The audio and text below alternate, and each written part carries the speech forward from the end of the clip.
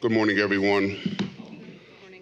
Let me call to order this session of the Mayor Commission work session. Today is August 24th, 2026, and the time is 10 a.m. And we have a rather lengthy agenda, so I want to dive right in. Mr. Fana, you wanted to say a few things before we got into the actual items.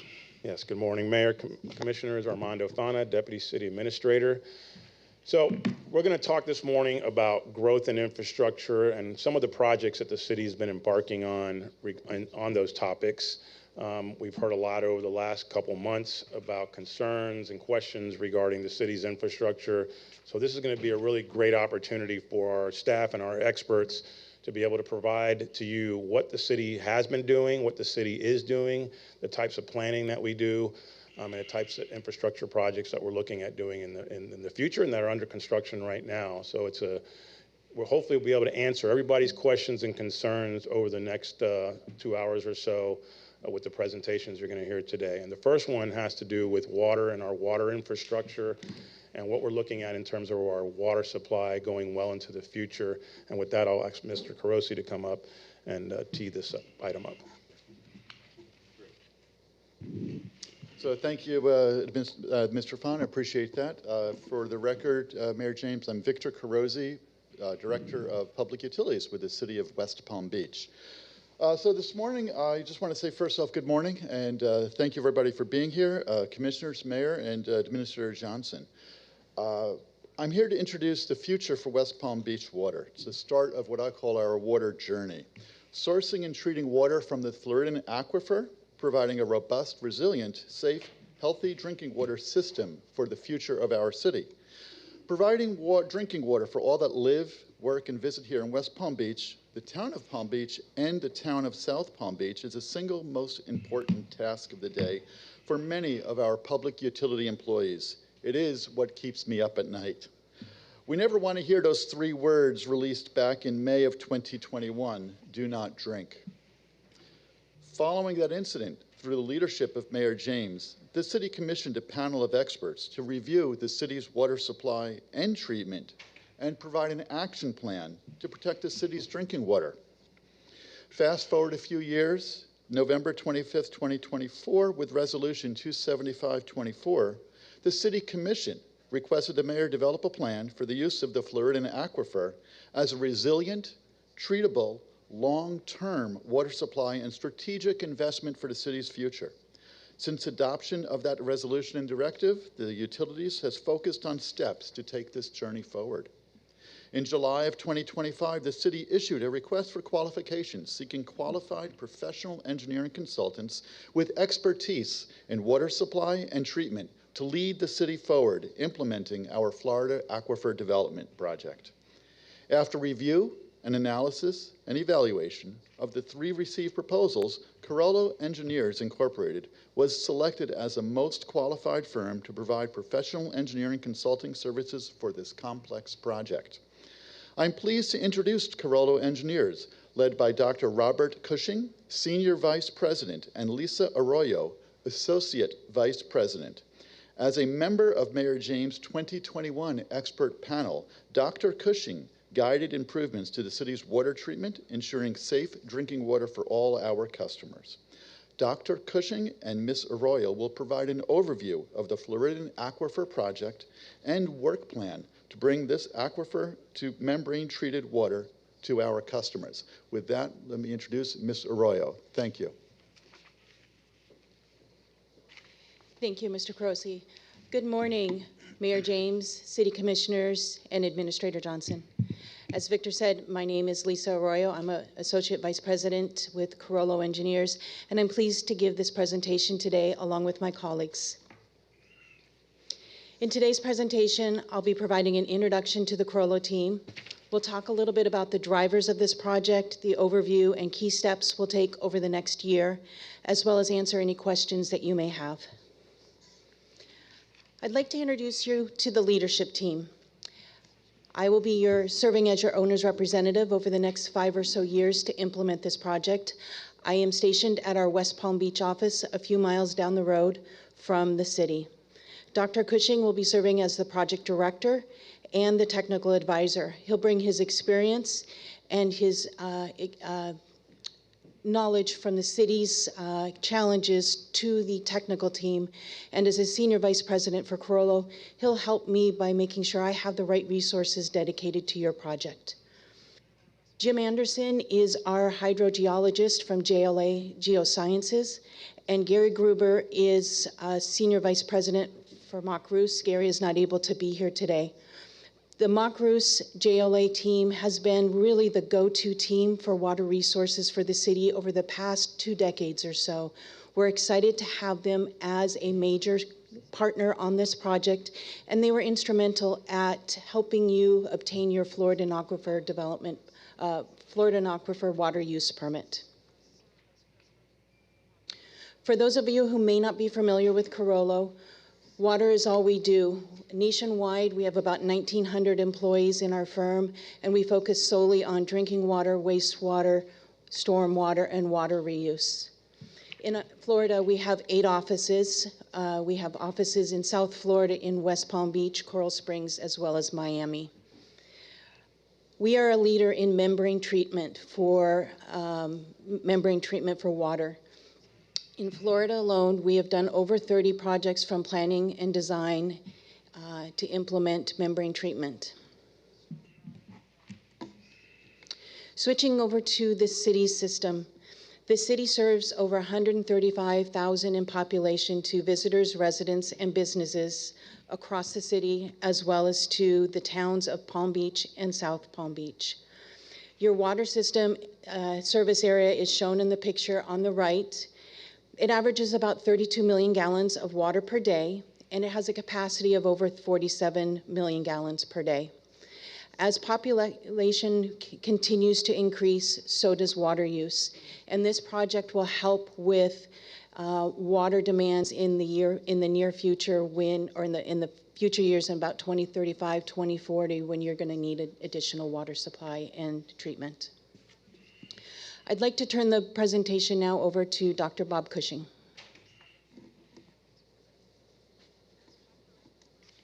Thanks, Lisa. Good morning. For the record, Bob Cushing, Carollo Engineers. So I've had the opportunity to work for many years with the city on the water quality and quantity challenges that you've had. The city's got a robust water system that's served the city for decades, but things change. We have growth, the environment changes, regulations change. In particular, drought events have been an issue that the city's dealt with. They've maximized surface water sources to deal with that, and even expanded into fresh groundwater sources. Now, you heard Victor and Lisa talk about it, but Mayor James convened a panel of industry-leading water quality experts following the cyanotoxin event, and I chaired that expert panel. We had 5 recommendations, major recommendations that came out of that, and the city's accomplished 4 out of the 5. The project we're looking at here with Florida and Aquifer is intended to implement the 5th challenge here. And with that, I'm going to turn it back over to Lisa and Jim to continue the presentation. Good morning. Jim Anderson, hydrogeologist. I can spell that for anyone if you need me to. So the Florida and Aquifer, next slide. The Florida and Aquifer is vast. It underlies all of Florida. Beneath our feet, if you go down about 1,000 feet, you find the top of it, and it's about 1,000 feet thick. It's extensive. I'm doing a well for Nextera in Georgia, and what do we drill through in Georgia? The Florida and Aquifer. It's there. In South Florida, it's brackish. So it's extensively used throughout Florida, but it hasn't been used a lot in South Florida because it's brackish. It's about 10 times more salt than the water we drink. So because of that, it's a great opportunity for the city to develop a reverse osmosis supply. It's perfect. The aquifer is also considered an alternative water supply because it isn't fresh, it's brackish. And if there's any questions at the end, I'd love to answer them for you. Thank you. So you've heard a little bit about the drivers for the project. Here's what the project really is, and this is going to walk you through from tap to, or source to tap. We're going to start with the Florida Aquifer wells. We're going to construct about 11 wells, and then we'll need some piping and a booster pump station that will transfer the water from the wells to the reverse osmosis treatment plant. At the reverse osmosis treatment plant, we'll be treating the water, and when you treat water through that technology, you're going to end up with two water sources. You're going to have what we call the permeate, which is the water that's going to continue on and ultimately be provided to the city for drinking water. And then you have what's called the concentrate. That's the water that didn't really pass through the membranes. It's what we sometimes call the reject. And so the reject needs to be managed. And in South Florida, we manage that through a deep injection well. So we'll be constructing a deep injection well on site. And then we'll also be providing additional storage. One of the first major critical decisions that we made was where to put the site. And I'm pleased to say that we have made that decision. We worked through internal and external stakeholders to arrive at the east treatment plant. That's your existing surface water treatment plant. That's a Google Earth shot of where we anticipate putting that, the new treatment facility. When we have full build out, this is a rendering of what we anticipate your new facility is going to look like. This is a rendering of the inside of what your facility might look like. You'll see what we call the membrane skid. Those are all your membranes that are going to be used to treat the water. One thing you'll notice is it's very compact. Your new treatment plant will be enclosed, and it's going to be a much smaller footprint. When we look at the treatment itself, the reverse osmosis process, as Jim was talking about, it removes the dissolved salts from that brackish Florida aquifer water. It provides superior contaminant removal, and it's scalable. So if you wanted, our first task is to build out 10 million gallons per day of water that will be delivered to your customers. If you want to add an additional 10 million gallons, it's scalable, it's easy to implement more if planned correctly. This is another rendering of what we anticipate the inside of your facility may look like. So again, you'll see it's very compact compared to your existing treatment process. Now that you know what we're going to build, here are the steps that we're going to take to get there. We have 6 steps in our task scope of work. Right now, we're really focused on tasks 1 and 2. We'll be focused on that for about another year or so. As part of this, key decisions that we'll make, first we made the decision of where to put the treatment plant. We'll be doing a lot of studies that will support the conceptual design. We'll be doing a pilot test that will run for probably 6 or so months out at the existing treatment plant. And then we'll finish with producing conceptual designs as well as a conceptual cost estimate.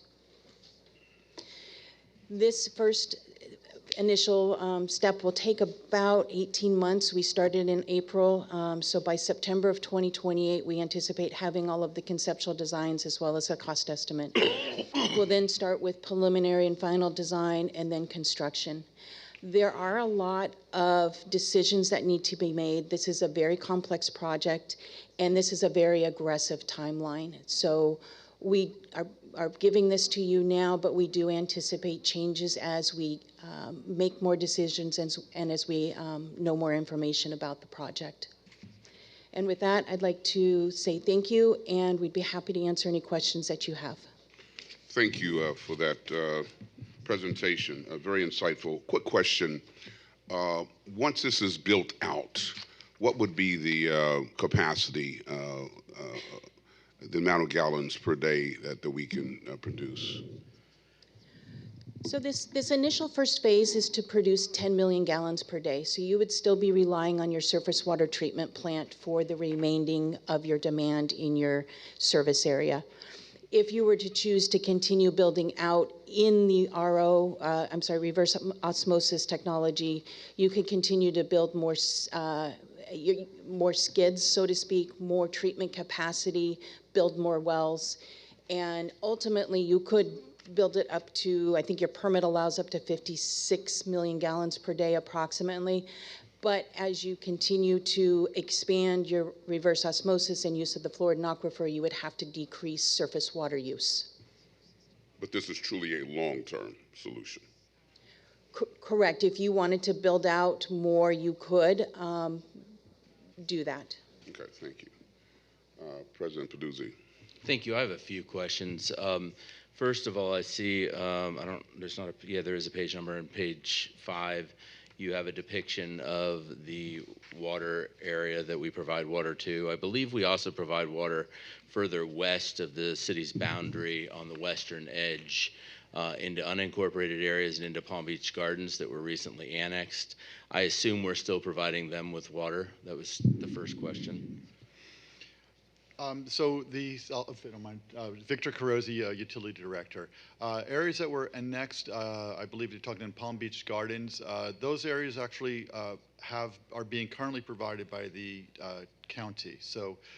We do have some piping that goes through that area, but those were incorporated into the county service area at this time. Okay, so we don't provide water any more than to Bay Hill and those developments. At the time there were some changes a number of years ago between the town, the county and the city, and we're no longer directly providing service to those areas. Okay, my understanding is we may have been selling them the water and then they were rebranding it and providing it to their, within their newly annexed municipal boundaries.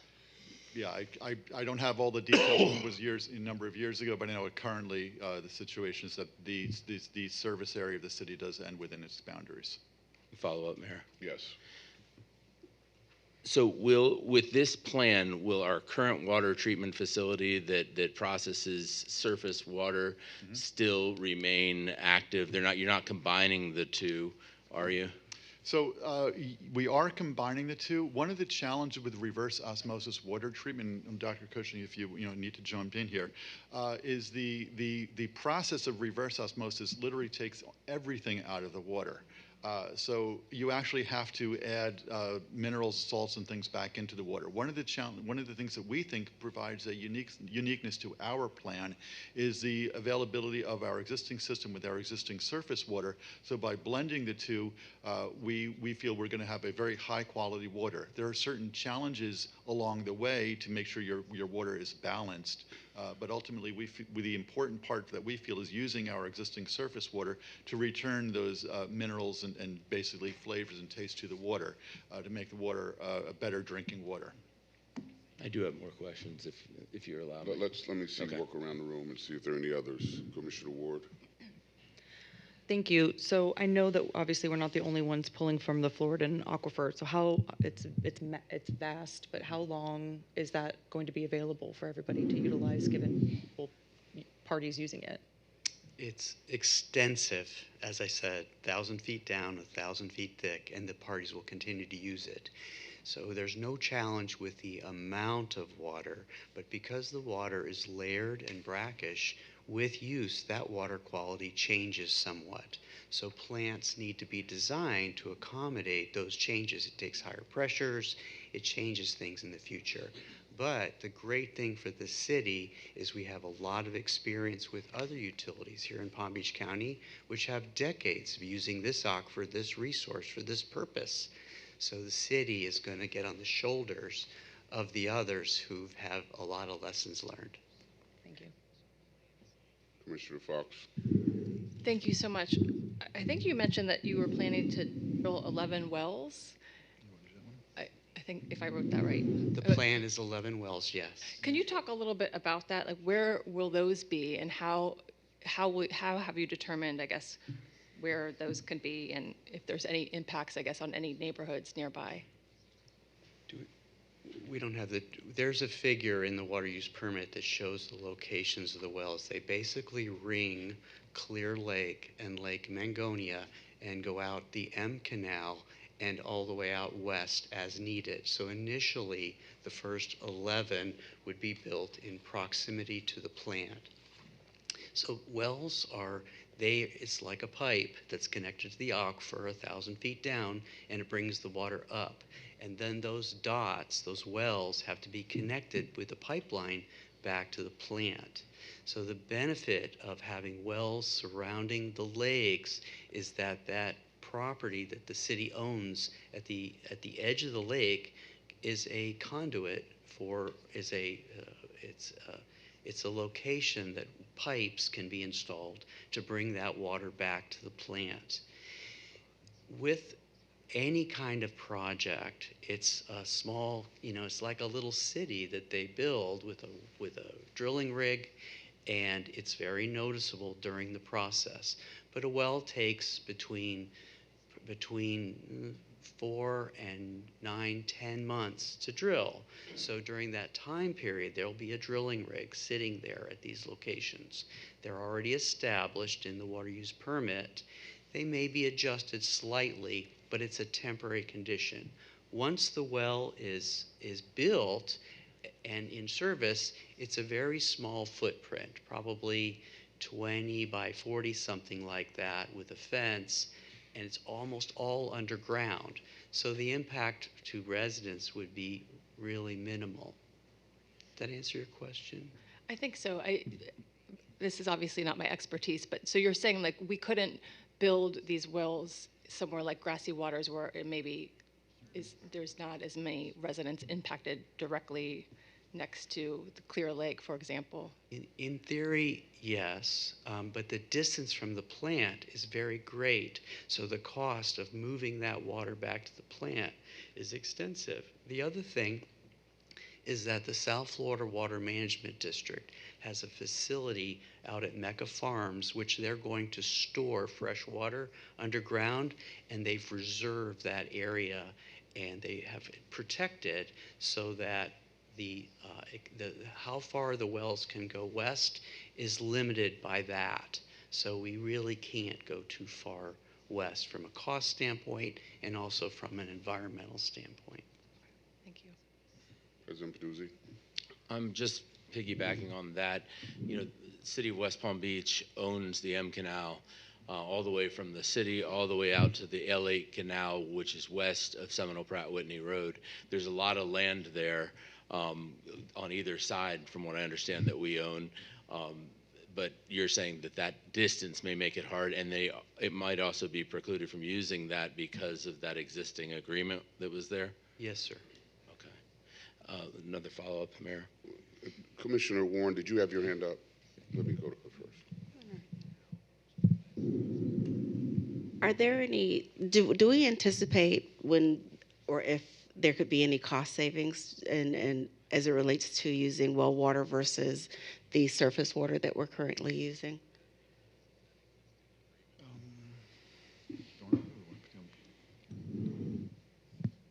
Again, Bob Cushing with Carollo Engineers for the record.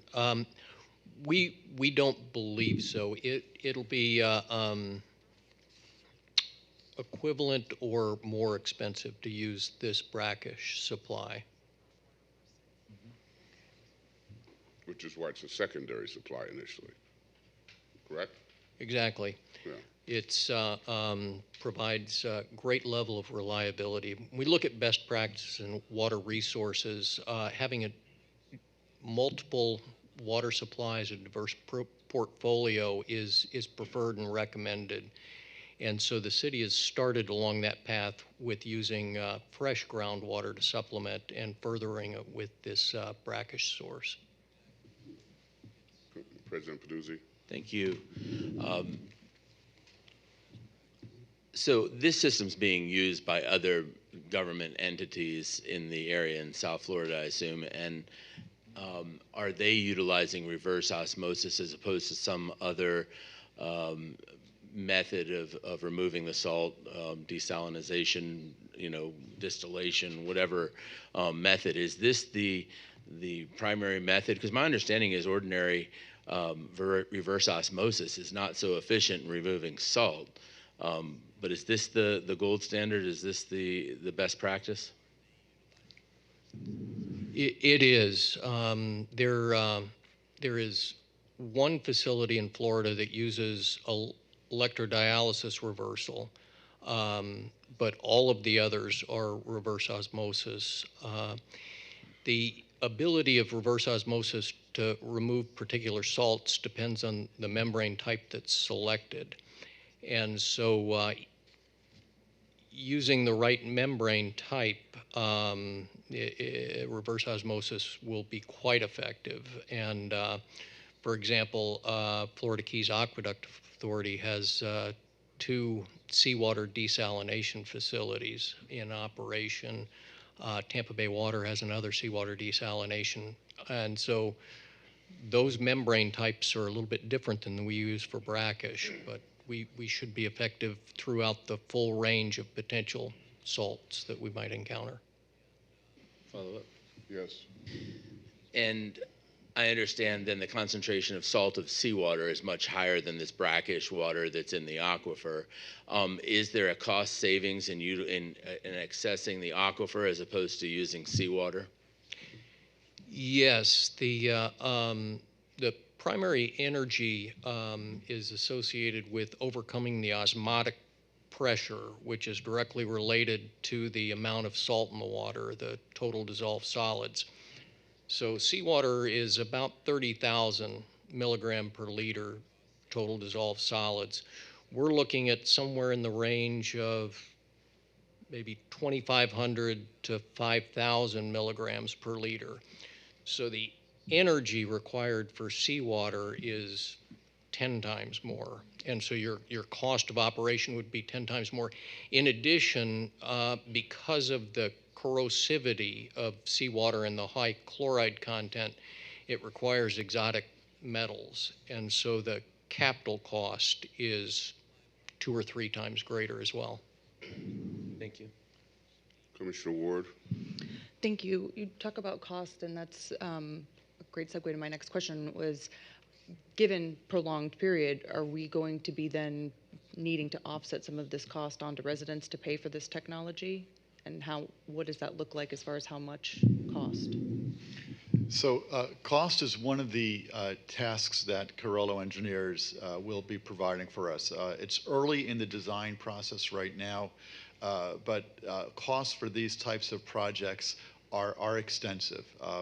Some of the very early estimates, I'm going to give you a wide range, or somewhere was like around 350 or so, somewhere around 350 million to potentially upwards as high as 700 million. So it's a wide range, and I apologize, we can't quite pull that down into a tighter range yet, but as this project moves forward, that's some of the challenges we have. And you probably read in the newspapers, whether it's Fort Lauderdale or Riviera Beach, it does come at a significant impact to the ratepayers. It's our challenge is to find ways to provide safe drinking water, reliable drinking water. One of the challenges we have right now is as it hasn't rained yet, we haven't had those seasonal rains. Grassy Waters is very, very low. Lake Okeechobee is very, very low. Our sources are dwindling as far as our surface water. We're lucky that we have, as Mr. Anderson mentioned, our surficial wells, and those are very helpful. So we have diversity in our supply currently, but we need to have a more reliable system. So we need to look forward beyond where we are right now, and that's why we're looking to this Florida aquifer. But it does come at a cost, and it will be an impact to our ratepayers. We're going to hopefully we will be working with our consultants, our rate consultants, to find a way to maintain affordability. Water has to be affordable. We have to make sure that people can still drink water, but it's going to be a challenge. There might be low interest loans. There may be grants we're hopeful for, all sorts of ways that we can help offset it. But at this point, we're looking at a significant cost. And as we refine those costs, we're going to be coming to this city commission with a rate plan that will help to support the new project. Commissioner Fox. Thank you. That was going to be my same question, but I guess when you mentioned that we currently have 32 million gallons per day of water and capacity of 47 million, when do you think that we would be hitting that capacity of 47 million? I mean, how much time is there between what we're using now and hitting that capacity? Yeah. So this is it's a very, I've said, a question that we've been talking about internally, and what does this mean? And there's we'll be talking about that a little bit further with the presentation that Deputy Administrator Fana will be presenting. But broadly speaking, the water utility industry looks at capacity. There's a report that we provide on every 5 years to our regulators, and there's long-term. When we're talking about what is the potential growth, what is the change, and how much capacity do we have to provide water, we look at population trends, and population trends are based on accepted population models. So when you look at the population models and you project those out, and we couple that with what we are expecting as far as consumption per person, our current capacity is adequate until somewhere around 2037 or so. Again, it's not an exact science because we're projecting out, but we feel that based upon what we know now, where we've been and looking forward, about 2037 or so is when the existing capacity of our surface water treatment plant would be met. And that's why we have to start our planning cycle now and start developing now to make sure that come that time that we are not in that deficit. President Peduzzi. Thank you. You said that these wells will be 1,000 feet. Does the salinity change depending on the depth? And then the other part of the question is the reject water that's naturally produced through a reverse osmosis system, you said will be sent to an injection well. What depth will that be? If we're drawing at 1,000 feet, you're going to be concentrating the salinity, and how do we make sure that that doesn't cause us to have a bigger problem down the road with salinity concentration? Yes, Jim Anderson. So the aquifer, it's a natural environment down there. And we know a lot about that aquifer within every hole that's drilled, right? But we don't know everything about the aquifer. So is it variable, the water quality? Yes. In different areas, does the water quality vary? Yes. It falls within a pretty much unknown range, between probably 3,500 parts per million and maybe as much as 10,000 parts per million. Okay, that aquifer is confined, so it's under hundreds of feet of clay that make it an artesian confined aquifer, and beneath it, hundreds, thousands of feet of material that's very tight. So those wells, the city's wells, will be on the order of between 1,000 and 1,500 feet plus or minus. The injection well at the water plant will have a case depth of about 3,000 feet. And the completion depth of that well will be around 3,500 feet. And that's called the boulder zone. And that aquifer down there is pure seawater. And it's cavernous. So it accepts that water graciously. That's why those wells are built. And it's confined from the overlying aquifer. So the water that goes down there will never get back.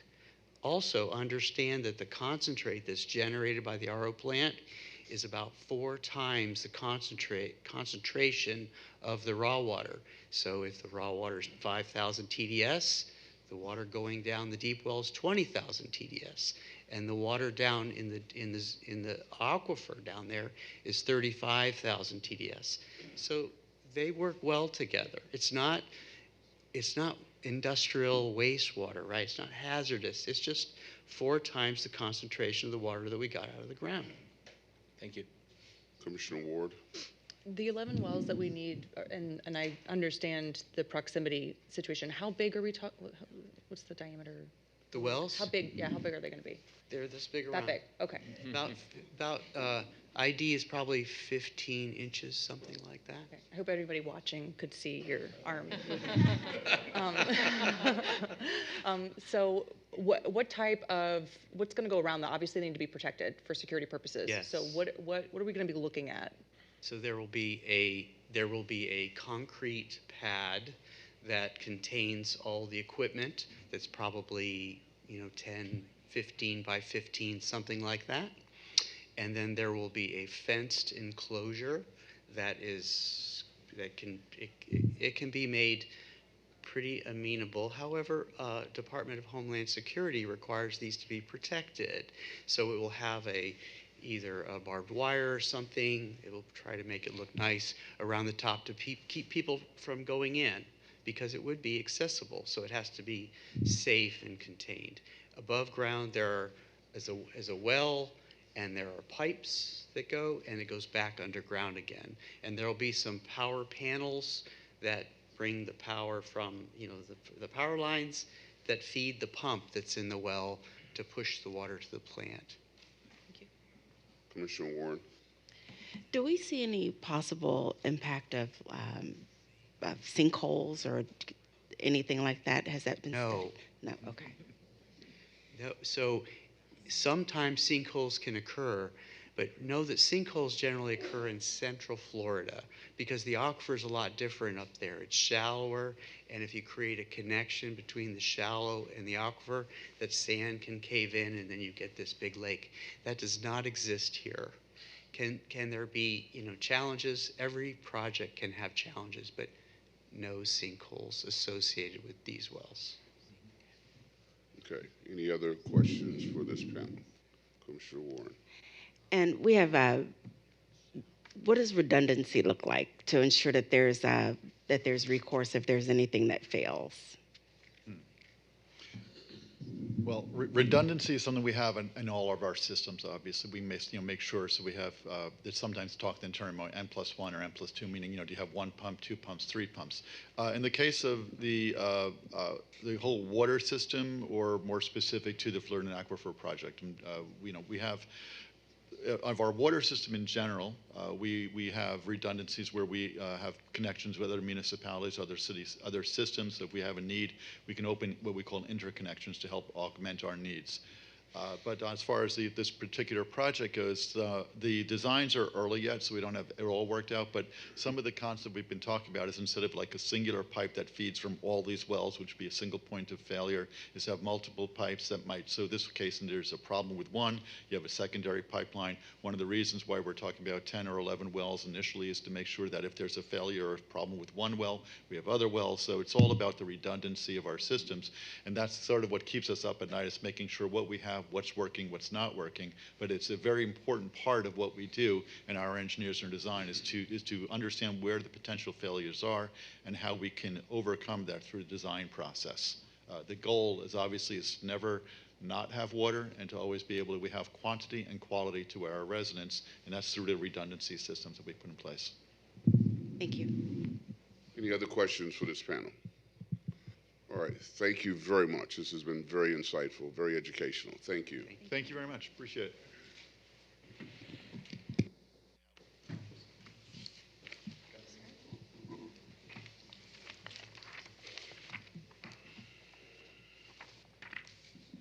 Thank you, sir.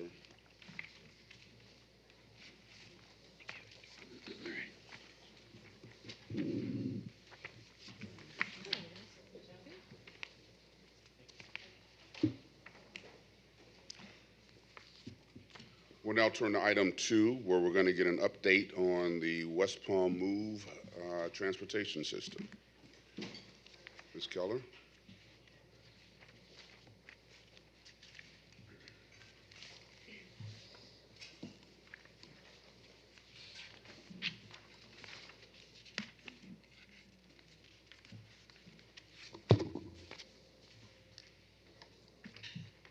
Thank you. Good morning. I'm Jessica Keller, the Parking and Mobility Administrator for the City of West Palm Beach. For some of you, you have spent some time with the team, and you will be seeing a lot of this material again. But I felt like I needed to say one thing. When I was walking over here this morning, another member of the staff said, "So what are you coming to the commission workshop for?" And work session, I'm sorry. And I said, "We're going to be talking about the launch of the West Palm Move." And he says to me, "Well, how's that any different than what we're already doing with Ride WPB and Circuit?" So I thought it's very important that I start this conversation noting that Ride WP and Circuit system was a stopgap service that ended in May of this past year.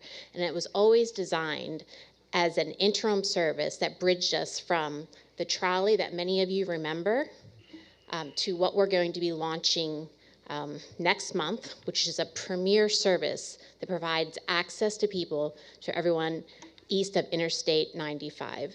And with that, I will introduce Juliana, who is representative of VIA, who is our contractor, who's going to be providing this turnkey service.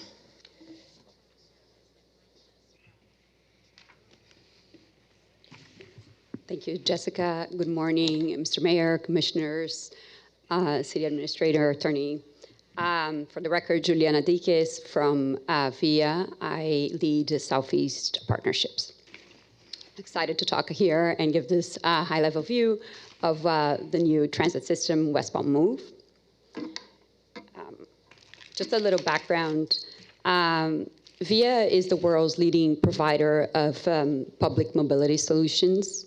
What that means is basically that we bring technology, data, and operational excellence to really help the cities and transit agencies with their challenges and really provide a premium rider experience. We partner very closely with transit-forward municipalities just like yourselves and serve 165 million rides worldwide.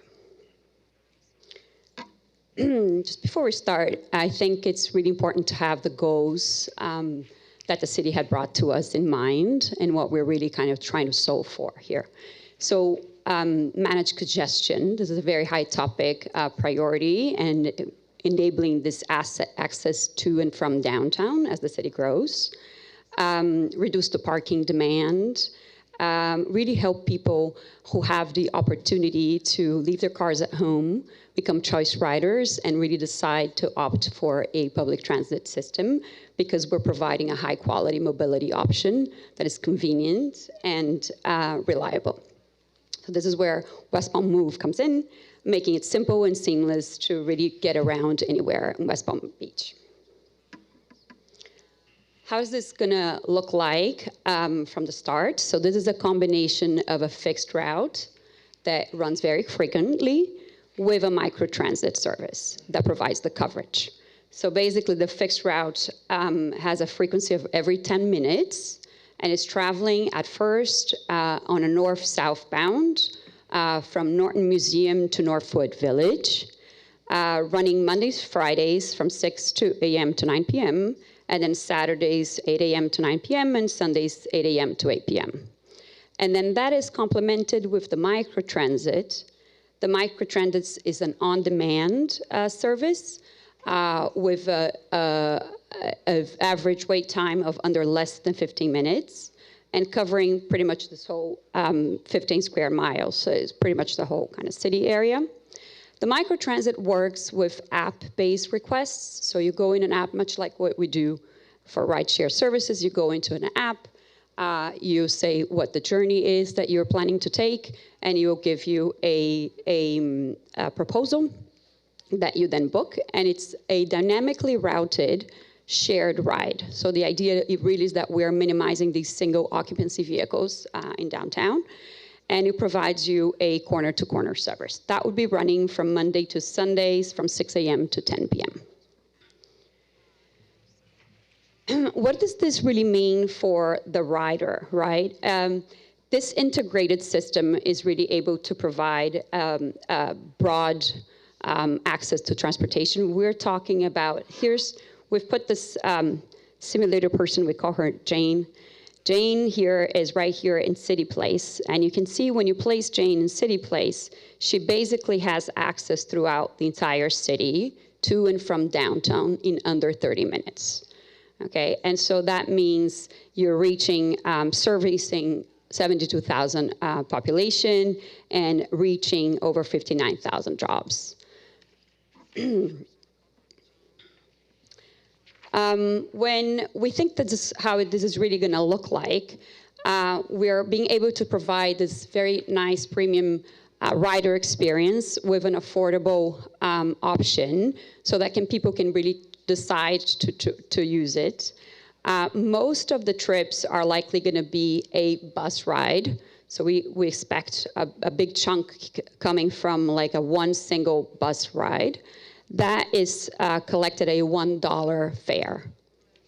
Then the second most probable transport journey would be a one direct microtransit leg. So that we expect around 30% of that, and that is priced at a $2 fare. And there may be cases, let's say you're going from the south end from the city to the north end of the city, that you are required to do a multi-leg journey. So let's say you'd start with microtransit and then finish the trip on a bus.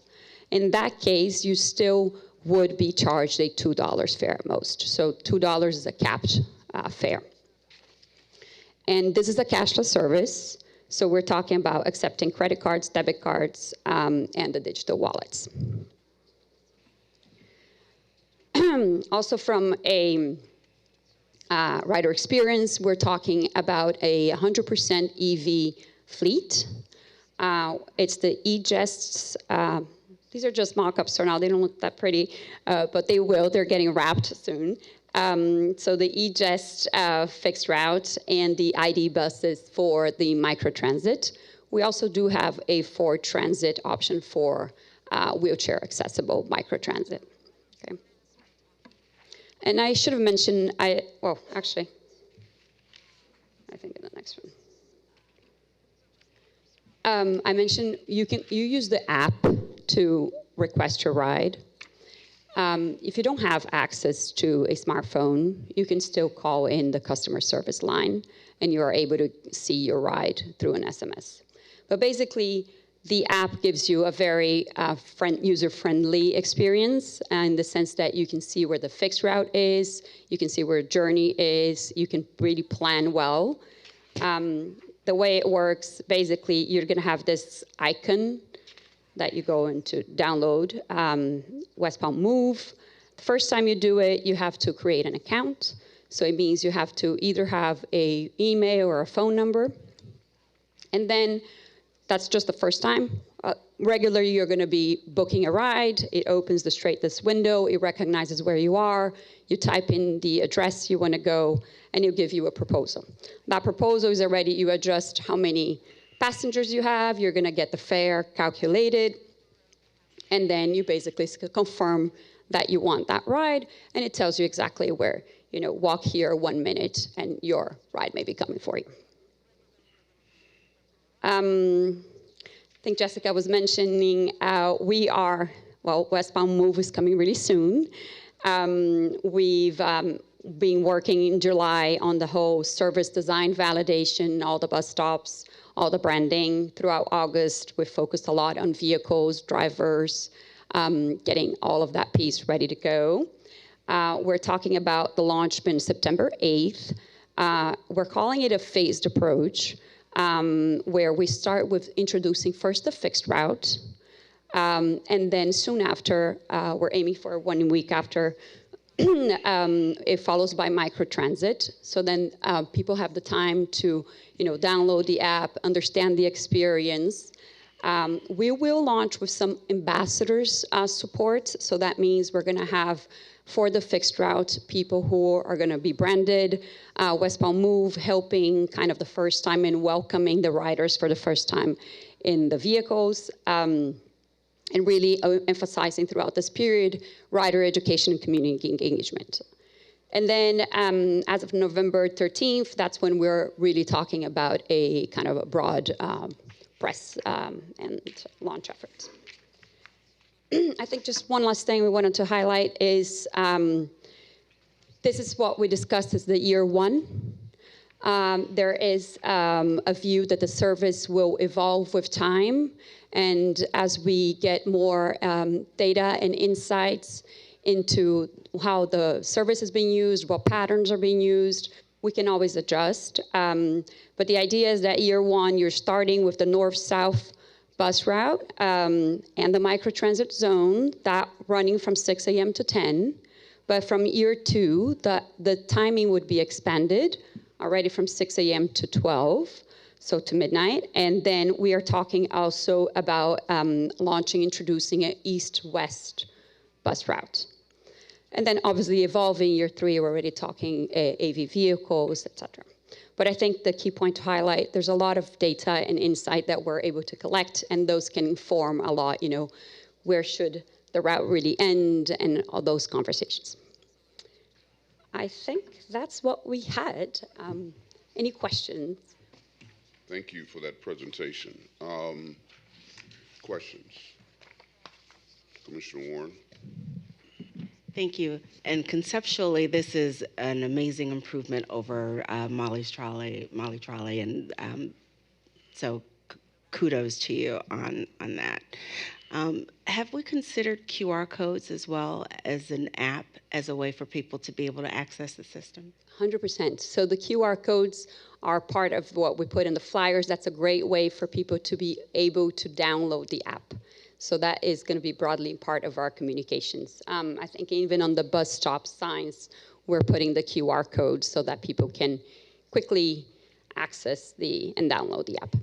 But they wouldn't be able to request a ride with the QR code. They would only be You request a ride through the app, but you literally only have to register an account once, and I think that was something we discussed. It's important so we can track who the riders are. They have an email or they have an account, and then it's very seamlessly on the app. Fox? Thank you. Thank you very much. I'm looking forward to this. I live downtown. I've talked to you both quite a bit about this. So I have a lot of questions, but I'll just ask my first one. Can you talk a little bit about how we decided which routes we were starting with? The Norton to Northwood seems like a very short route when you're saying this is what you think the majority of people will be using. I'm trying to understand why, because I don't see that as maybe the top route I would have selected first, but obviously you're a professional, so I've had a lot of questions about this. I'm just wondering if you could talk a little bit about how it was determined that that should be, our starting off point. So leading up to this, there were a number of things that occurred.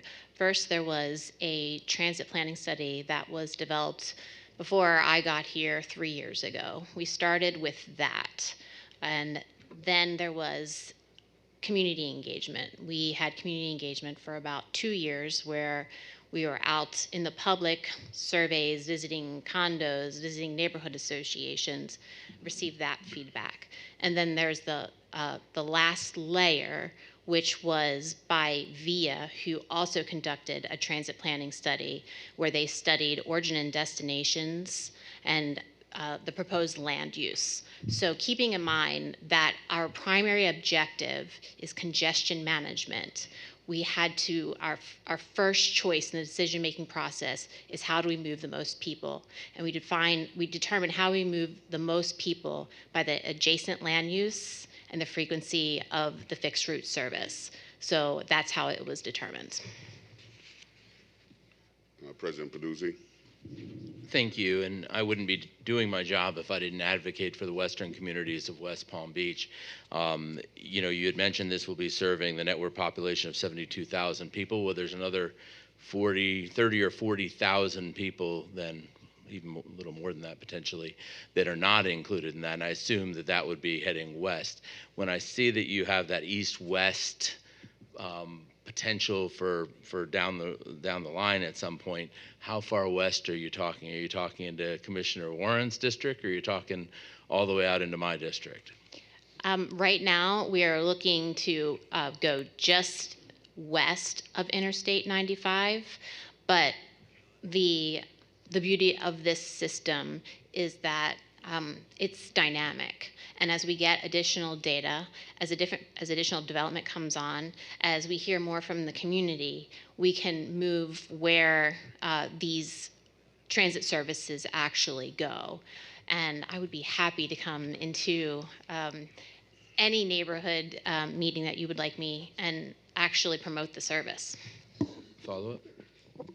Mr. Fana? Yes, Armando Fana, Deputy City Administrator. Commissioner Peduzzi, just one of the things I wanted to add on that east-west route that we're looking to add next year.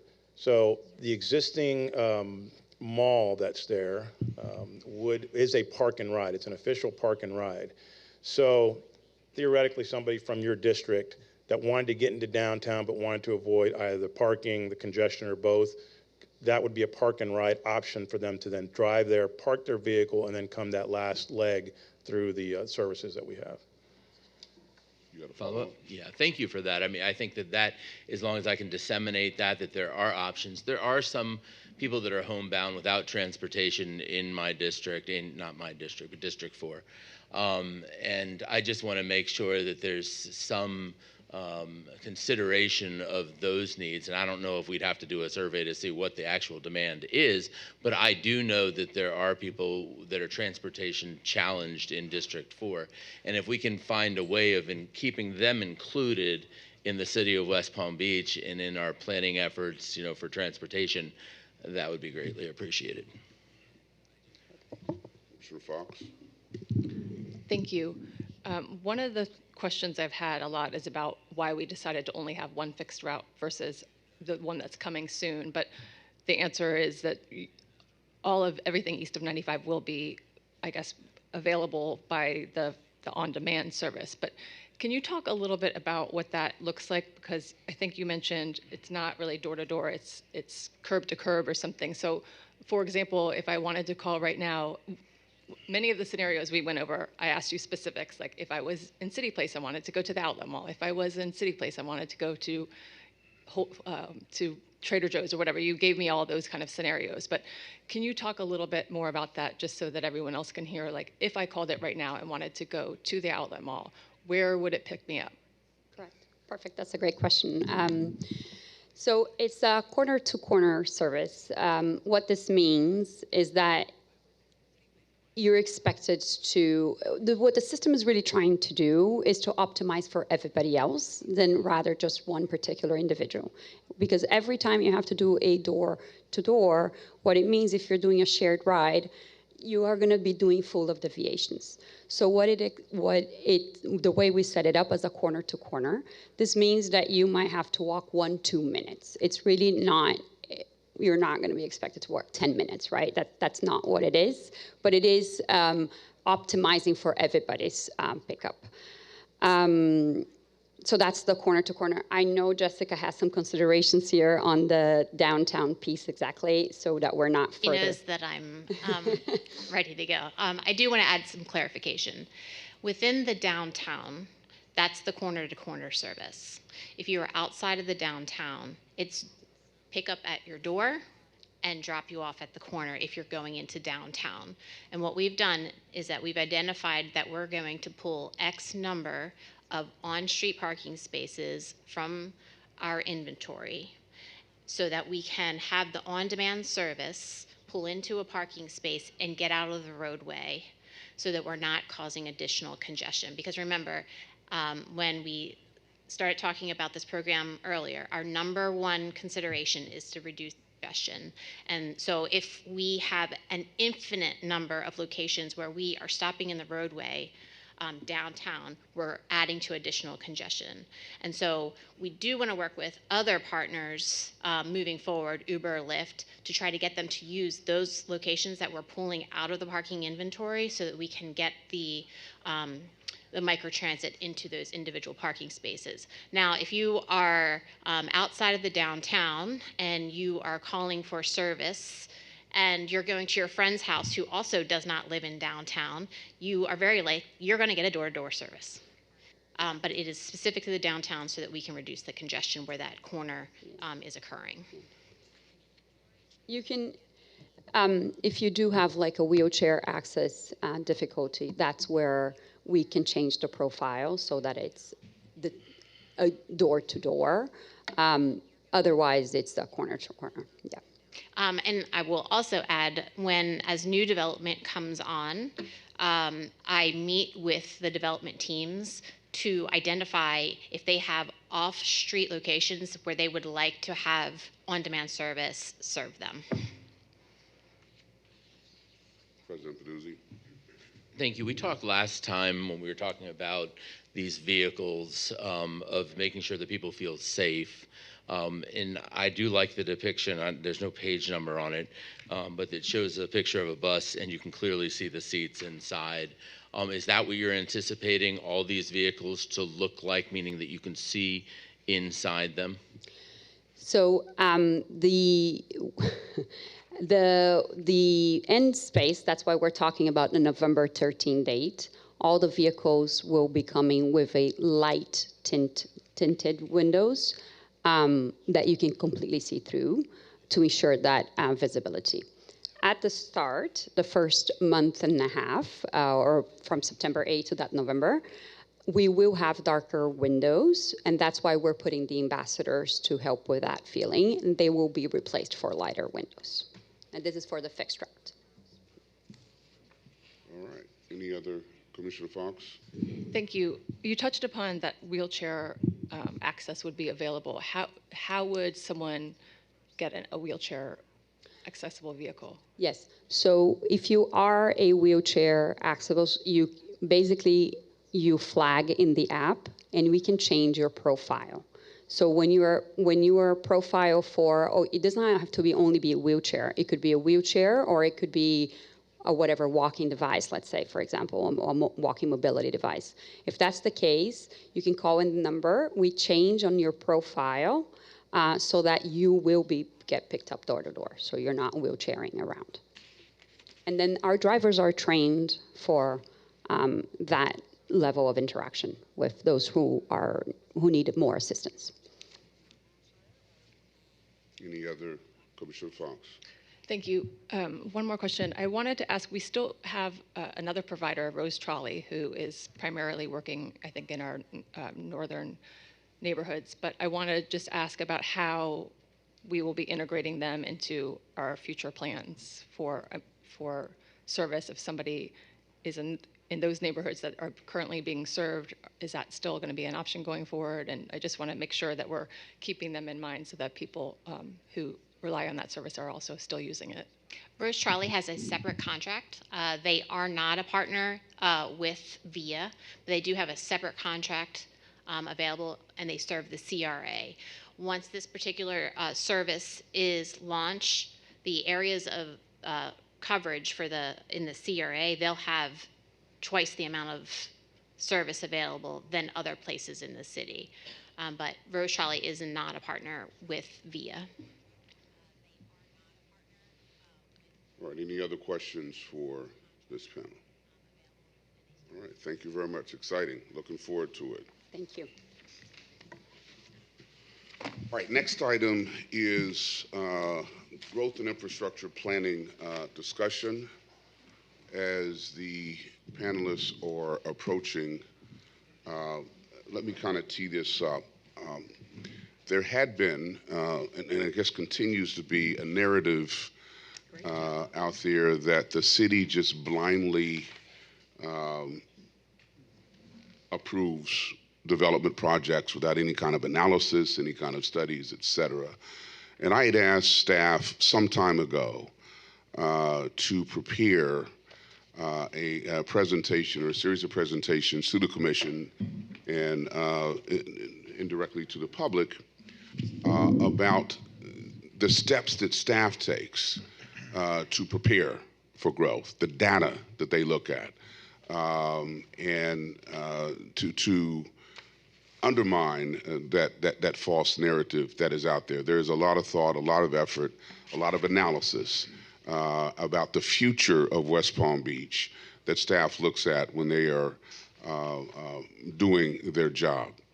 Also, this is not just about the downtown master plan. This is growth and preparing for growth throughout the city. So that's what this presentation is all about. Mr. Fana, if you want to introduce the panelists, and we'll go. I think you're doing the actual presentation, if I recall correctly, right? I am, Mayor. Thank you. Armando Fana, Deputy City Administrator, and you teed it up perfectly, Mayor, and I'll add that the two presentations you saw prior to this one, those aren't the projects that just came to our head over the last 12 months because we saw cranes going up. Those are projects that have been in discussions and under development for years and are just now coming to fruition. And Mayor, if you'll allow me a moment of privilege, I wanted to, this will be my last Mayor Commission workshop as a Deputy City Administrator with the city, and I wanted to publicly thank the Mayor, Administrator Johnson, for the opportunity and the confidence that you all have shown me over the years, and the commissioners as well for the courtesy and the trust that you've provided to me, and of course with the staff who have been tremendous, best staff I've ever worked with in my 40 plus years of doing government work in different levels. So thank everybody, and thank the citizens as well. And this is a great city that I grew up in, and it's been a privilege to serve it. So we are going to talk at the very top level, beginning with the comprehensive plan. And then we'll talk about utility planning, which you've heard already a little bit about this morning, as well as traffic, roads, and transportation. And then we'll get into the development approval process, kind of work our way down from the very highest level to greater detail as we go through the process.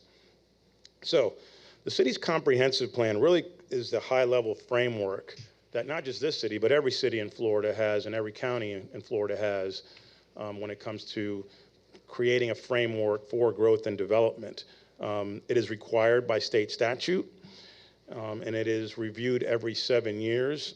We had a fairly recent one in 2023. This body adopted it in 2024, and some of the things there were things that changed, and it's a living document. So for example, the housing element was one of the things that changed, that was modified. And as the city grows, the city changes, technology changes, our needs change, these things get amended periodically. So there are 12 comprehensive plan elements that all but 3 of them are required by the state. We actually have all of them in our plan. And I'll go into a little more detail on one of them. But suffice to say that it covers a broad range of topics related to the city's growth and development, and including the water issue we just talked about, and projecting out what the population growth is and what our water needs are going to be into the future, what our wastewater needs are going to be into the future. So it's very high level, but it does provide that basic framework that the city uses. So one of the land use elements that you saw previously is the future land use element is one of them you saw on the previous slide. This is what maps out, and I always say it's probably not the best name, but it's future land use, but it's actually existing land use, but that will be developed in the future as well.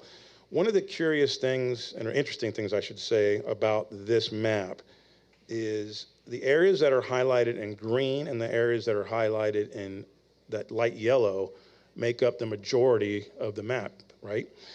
Well, if you look at that, over 52% of the designated uses within the city are either conservation, utilities, or community services, low density, low impact, or no impact types of uses.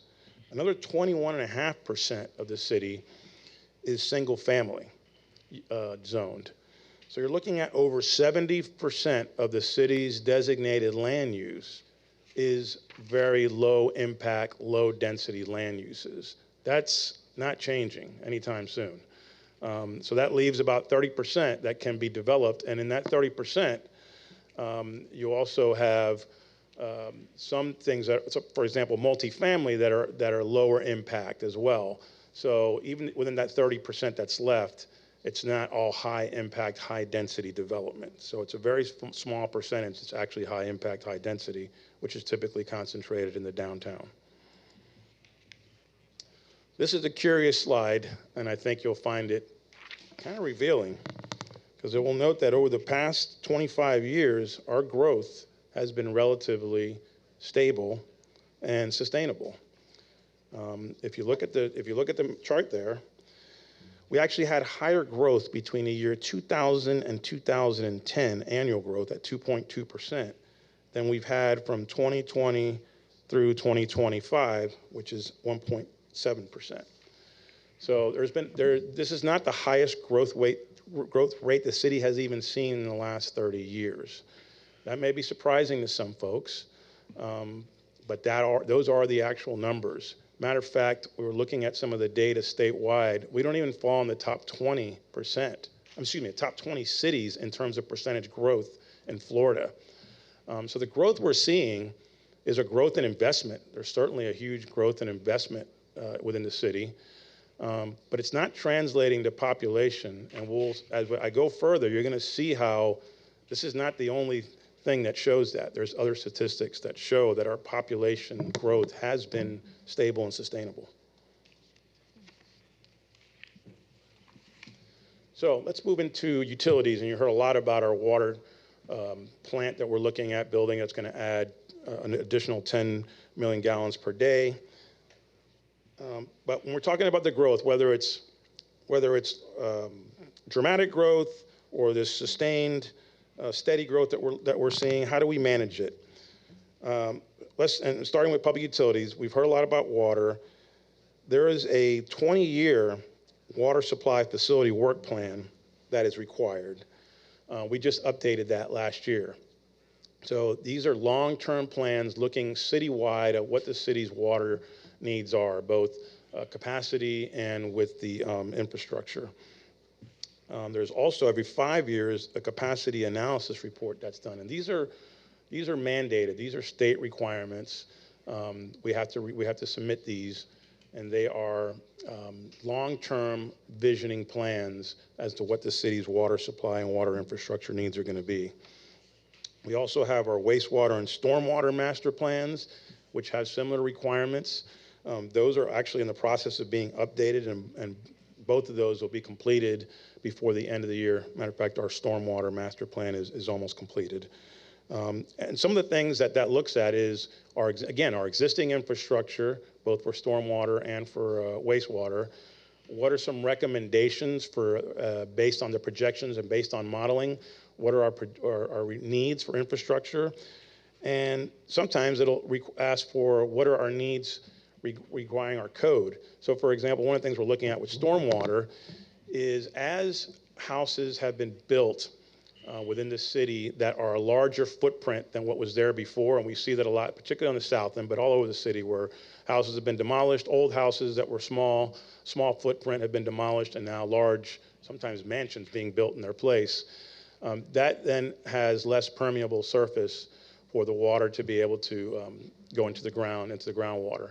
And so what is the impact of that? When it's one or two, it's not much of an impact, but when there's dozens or hundreds or thousands that are being replaced, that potentially has an impact. So we're looking at how can we make sure that our code requires that, even in a case of a single family home, if there's a certain additional square footage being added of non-permeable area, what mitigation measures will the property owner have to take in order to mitigate the impacts of having that impermeable space added to the property? So those are the kind of details that are being looked at that may require code changes as well.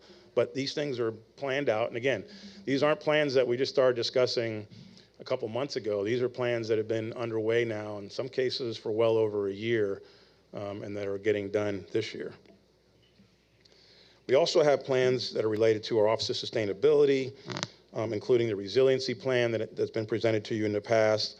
And that really provides kind of a solid base for planning, and it's a foundation as well for recommendations. One example there that we're looking at is with the seawall.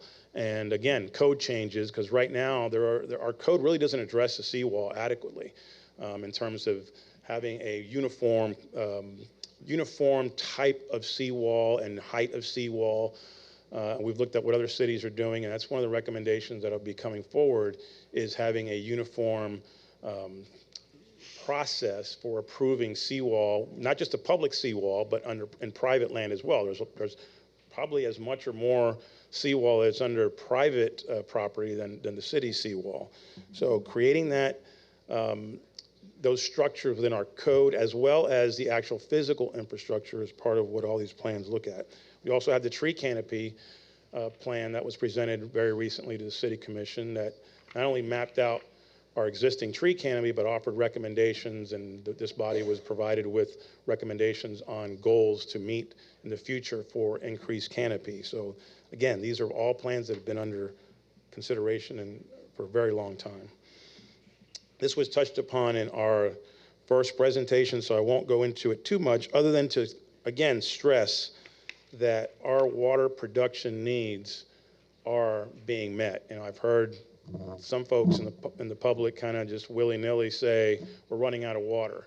Well, we're using about 32 million gallons a day, and we have capacity for over 50 million a day. So we're not running out of water. And we're, as you heard, we're adding 10 million gallons per day to our water system over the next, hopefully 5 years here as this new plant comes online. Another interesting thing is, and it goes back to the comment I made about population growth and how there's things that correlate it, our consumption of water has actually grown slower than even the population. So that may seem odd to a lot of people, including to me when I first saw it, but it is what it is. We know how much water is consumed on a daily basis. We have those stats, and you see them there. We're actually consuming less water than, and percentage-wise, growth-wise, than the population growth. So there could be factors for that. One is just more efficiency. As new properties come online, they're more efficient. It's certainly more efficient to feed water into a building of 100 units than it is to have 100 single-family homes spread out. So there's less irrigation also with multifamily. So there's a number of potential factors. We don't know exactly what those are, but the facts are the facts. And the consumption of the water has been very steady and very sustainable over the past 10, 20 years. Talking a little bit, moving a little to our wastewater treatment facility, which is the East Central Regional Water Reclamation Facility, also known as ECR. And just as a refresher, the ECR is a city-owned property and city-managed facility. However, it's governed by a board made up of 5 different government entities: the City of West Palm Beach County, Riviera Beach, Lake Worth Beach, and the Town of Palm Beach. I want to thank the Town of Palm Beach. I know they're here somewhere. Thank you for being here. And so the capacity for the plant itself, current capacity, is 70 million gallons per day. Of that, the city has allocated 20.5 million gallons a day. And we're currently using 15 million gallons per day. So again, well under what our allocation is, and certainly well under the capacity of the entire plant. That plant is, I mean, since I've been here 12 years now, it's constantly being upgraded. It's not just the city, it's all these other municipalities in the county that are part of this process. And so there is constant upgrades happening. There's a lot of activity going on, construction activity at that plant. And if you look at the statistic there, based on the modeling, we're good at least till 2045 based on the projections for population trends. Now, the plans I've just talked about have been high-level projections, looking at what our future needs may be and planning for those future needs. But in addition to that, our utilities department also, and engineering also does more community or neighborhood kind of based assessments, and they call it service area or a basin level assessment approach. This is an example of one here in the area of Okeechobee and Lakeview, where modeling was done to look at what are the utility needs in that area. Again, this is not something that just happened like yesterday. It's been going on for a long time. And improvements have been identified that need to be done. For example, lining the sewer main along Okeechobee Boulevard between Dixie and Flagler, upsizing several of the water main segments along Lakeview Avenue and Okeechobee Boulevard. So on occasion, when we see an area that's seeing growth, we will do these area-specific studies. There's been one that was done at Curry Park several years ago, as we saw that we actually did the zoning change for Curry Park. So we looked at what are the utility needs in that area. We've done it for Jefferson Terminal and other areas as well. And sometimes the growth that we thought may happen doesn't happen. And that's another point I think that's important to make is you can't build a bridge to nowhere. You have to, these things happen as the progress actually happens. Sometimes you replace pipes or you replace infrastructure because it's aged out. But sometimes you take advantage of opportunities that are before you to do those types of replacements. As an example, right now in the Northwood Village area, we have significant development going on. So we have worked with the developers in that area to help us upgrade not only the systems that they're going to be using for their specific project, but also, since they're going underground anyway, help us to access and upgrade the systems beyond what is the need for their property. And we do it in segments, and that's Northwood area is a perfect example where you've gone all the way from just west of Broadway, and we are working our way down to the waterfront. And there is a lot of work being done there. Some of it is in conjunction with developers who are helping us. Some of it is the city itself taking advantage of the situation and extending that progress further east in this case. So these are done in segments and opportunistically when we can. And when I talk to my colleagues around the state, even around the country, infrastructure is a problem, all right? It is a problem all over the country. This country is got very old infrastructure, and we're not immune to that. We're in better shape than most of the places that I have contact with. I mean, you look at what happened in Miami and Fort Lauderdale, where you have sewer going into massive amounts of sewer going into waterways. You have old pipes that are bursting and no real plans to do replacement. I mean, we're in better shape than a lot of cities, but the reality is infrastructure ages, and infrastructure is extremely expensive. We just can't pull money out of a hat to all of a sudden replace everything that's in the city. And by the way, age doesn't also mean that it's in poor condition. Matter of fact, I'll hold this example, but I'll give you an example of later on of why age is not always a factor in actually thinking about what the condition of underground infrastructure is. So we'll talk a little bit about traffic engineering. You heard about our new mobility system that's going to be launched, which, by the way, is the largest investment the city has ever made, probably, I'm sure, any city in Palm Beach County has ever made to public transportation. It is also going to be the wait times, which we're keeping at 10 minutes or less for our fixed line, will be, correct me if I'm wrong, Ms. Keller, the best wait times in the state for a system like this? Okay. So, I mean, we're on the cutting edge on some of these things. So let's talk about the planning that we have. We have mobility plans for downtown that you all approved about a year and a half ago, and we are almost at the very tail end of a mobility plan for the entire city that will be coming for your approval or review in the next month. The projects that are in this mobility plan are being funded by a mobility fee, which we didn't even have a couple years ago. It's a new fee paid by developers that will help us expand our mobility and traffic infrastructure. And remember, we're moving people, not cars. So we can't build any more roads in downtown, other than we are building one. We're building Fern Street. We're actually extending Fern Street. But other than that, there's not a lot of capacity built. So what do we have to do? We have to move people in and out of downtown and within downtown. And we're doing that with the system you just heard about. We're doing that with bike lanes. We're doing that with expanded pedestrian access and wider sidewalks and shade, and making it more comfortable for people to get around within downtown. Those projects are all going to be funded, for the most part, through this mobility fee. There's also grants that come along on occasion, and we have our penny sales tax, excuse me, not penny sales tax, our gas tax that helps as well. But in general, the majority of that money is going to come from the mobility fee paid by developers. That Fern Street crossing that I mentioned, that's going to divert thousands of trips daily from Okeechobee and Banyan. And you see improvements to infrastructure outside of downtown that are also in the works. But I have to note that, a lot of the major arteries are not city maintained or managed streets. So you have US 1, you have Okeechobee, Palm Beach Lakes Boulevard, Australian Avenue, 45th Street.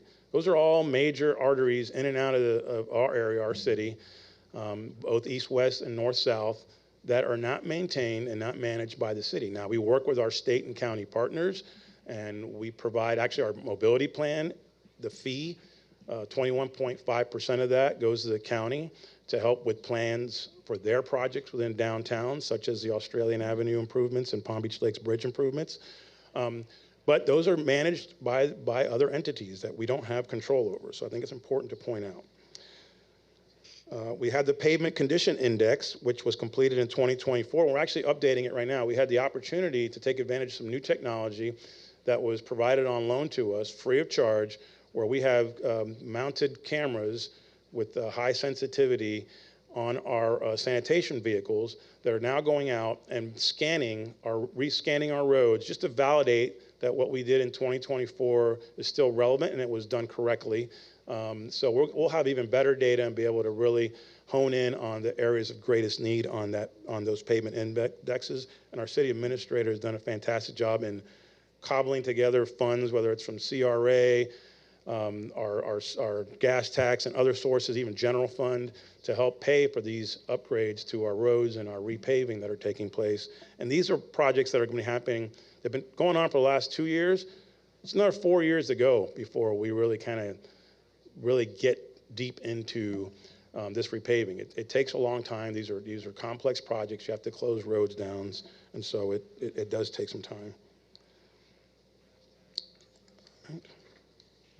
So I just wanted to show you quickly. This is just a map of the downtown mobility plan projects, and within the mobility plan itself, you'll be able to see the details of these projects, including exactly where they're at, what type of project is it a bike lane addition, or is it a protected bike lane? Is it sidewalk expansion? Is it Fern Street? We're working, some of the funds that we're providing to the county are also going to go to smart traffic lightings along Okeechobee Corridor and potentially other places in downtown. So these are all things that are in the works right now. Now, this is another surprising. This is the one that's going to surprise, I think, everybody the most. So as you've heard, the city has plans in place to improve the movement of cars and people well into the future. However, I think it's important to note that we're not dealing with an explosion in traffic, or are we dealing in some kind of a traffic crisis in the city? The data you're seeing here is sourced by FDOT. And it shows that we've had modest increases in some corridors over the past decade, while in other corridors, including the annual average daily traffic data shown here for the core areas of downtown, have mostly been flat. And I'll be honest, it was kind of surprising to me when I saw this data. And we went over it several times with our new traffic engineer. This is real counts. This is not just, well, I feel like there's a lot of traffic today. No, these are real counts. And it shows that there's basically been flat on terms of traffic. Now, we have an internal theory of why there's a lot of frustration on traffic, and we don't have any way to validate that right now, but one of the theories is construction activity. Construction activity is disruptive. It closes roads. We also have the president that comes into town during the winter months and closes the entrance getting into the south end of the island, which diverts a ton of traffic to this part of the city, to downtown and to even parts north of the city to try to get on the island. So those are all potential factors as to why people are feeling that the traffic is worse. I've scoured data myself. I've looked at data from Google Maps and done queries on it. Google Maps has tons of data, historical data, and it's just the there isn't there. There isn't any statistics that we've seen that show a massive increase in traffic volume. And again, sometimes the perception is what matters. And if you're sitting at the traffic light and waiting for two railroads to go by, and you got to get somewhere, then the frustration levels mount. Or when the roads are closed because of construction, the frustration levels mount. So we understand that. One of the things we are doing, and you heard a little bit of it with the presentation about the new transportation system, is trying to better manage the curb. One of the issues I believe that is causing a lot of frustration, because the statistics don't show that it's really traffic volume related, is this issue of vehicles blocking the road, whether it's construction vehicles or delivery vehicles or Ubers. And so we need to do a better job of managing the curb. And Jessica has been working on that, as well as we had a previous traffic engineer who's no longer with us, who was working on a plan that didn't get completed. But we have a fantastic new traffic engineer. I'm not sure if I don't think he's here. I'd like to introduce him, but he's fantastic. And we'll be working out some plans to do better curb management, because I think that will help. That, along with the fact that at some point construction does wane, will help to cure a lot of their frustration. As these projects come online, as these buildings are done, and you'll see the difference. And you can see it actually in the next slide. Well, next couple slides. We haven't sat idly by the last few years as development has happened. There's a number of projects that have happened over the past couple of years, significant projects. This is one of them in Washington Road, which you can see the before and after. This is not just a repaving job. It included brand new utilities and lining of utilities in that area, flood mitigation and tidal flooding mitigation. As you see, much better markings for pedestrians and bicycles, so a much safer environment as well. This project didn't come without significant challenges. It had a lot of challenges associated with it, but it got done, and it's certainly, I think the visuals speak for themselves in terms of it's a much better project, or a much better stretch of road than it used to be. Banyan, this is Kevin's favorite one to bring up because, and I'm sure the mayor remembers all the consternation, even from members of the county, coming to our city commission meeting about how horrible this project was and it was going to cause all kinds of problems. Well, there's a before and after, and again, the picture speaks for itself in terms of just, not just the beauty of it, but the safety, the access. You'll note additional capacity for bike lanes that are some of the better protected bike lanes that we have in the city. And we did that without reducing the capacity for cars. You know, I've done my own like unscientific studies as I leave the office. And I generally leave after 6, but I left around 5:30 a couple times. And when I did that, I specifically said, let me see how long it takes me to get out of downtown. Now, granted, it was off-season, but it took about, in one case, it took 5.5 minutes. In the other case, it took a little over 6 minutes to get from the office here to City Hall to Australian Avenue past Belvedere Road.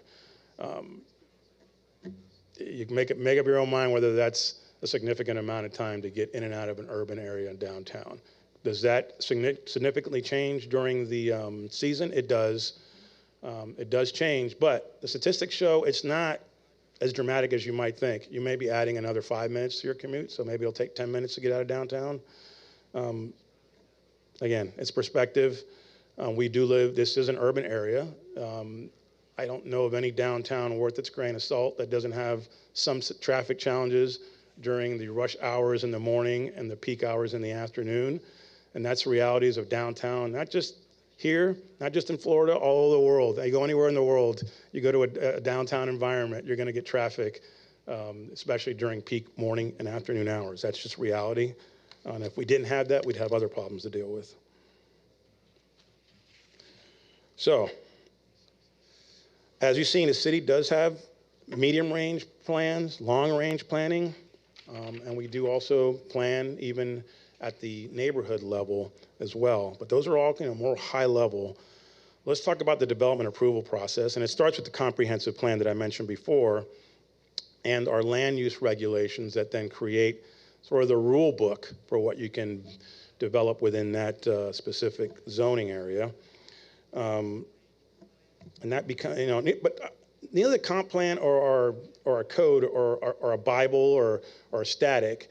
I mean, they can be modified, and they are modified and amended at times to move with the times. So when we drill down from the comp plan, and you have a very good handout that was done by our development services team, Anna Maria Ponte, and by our communications team, that really lays it out in a lot of detail in one page. But basically, you have the pre-application process that the submittals have to go through.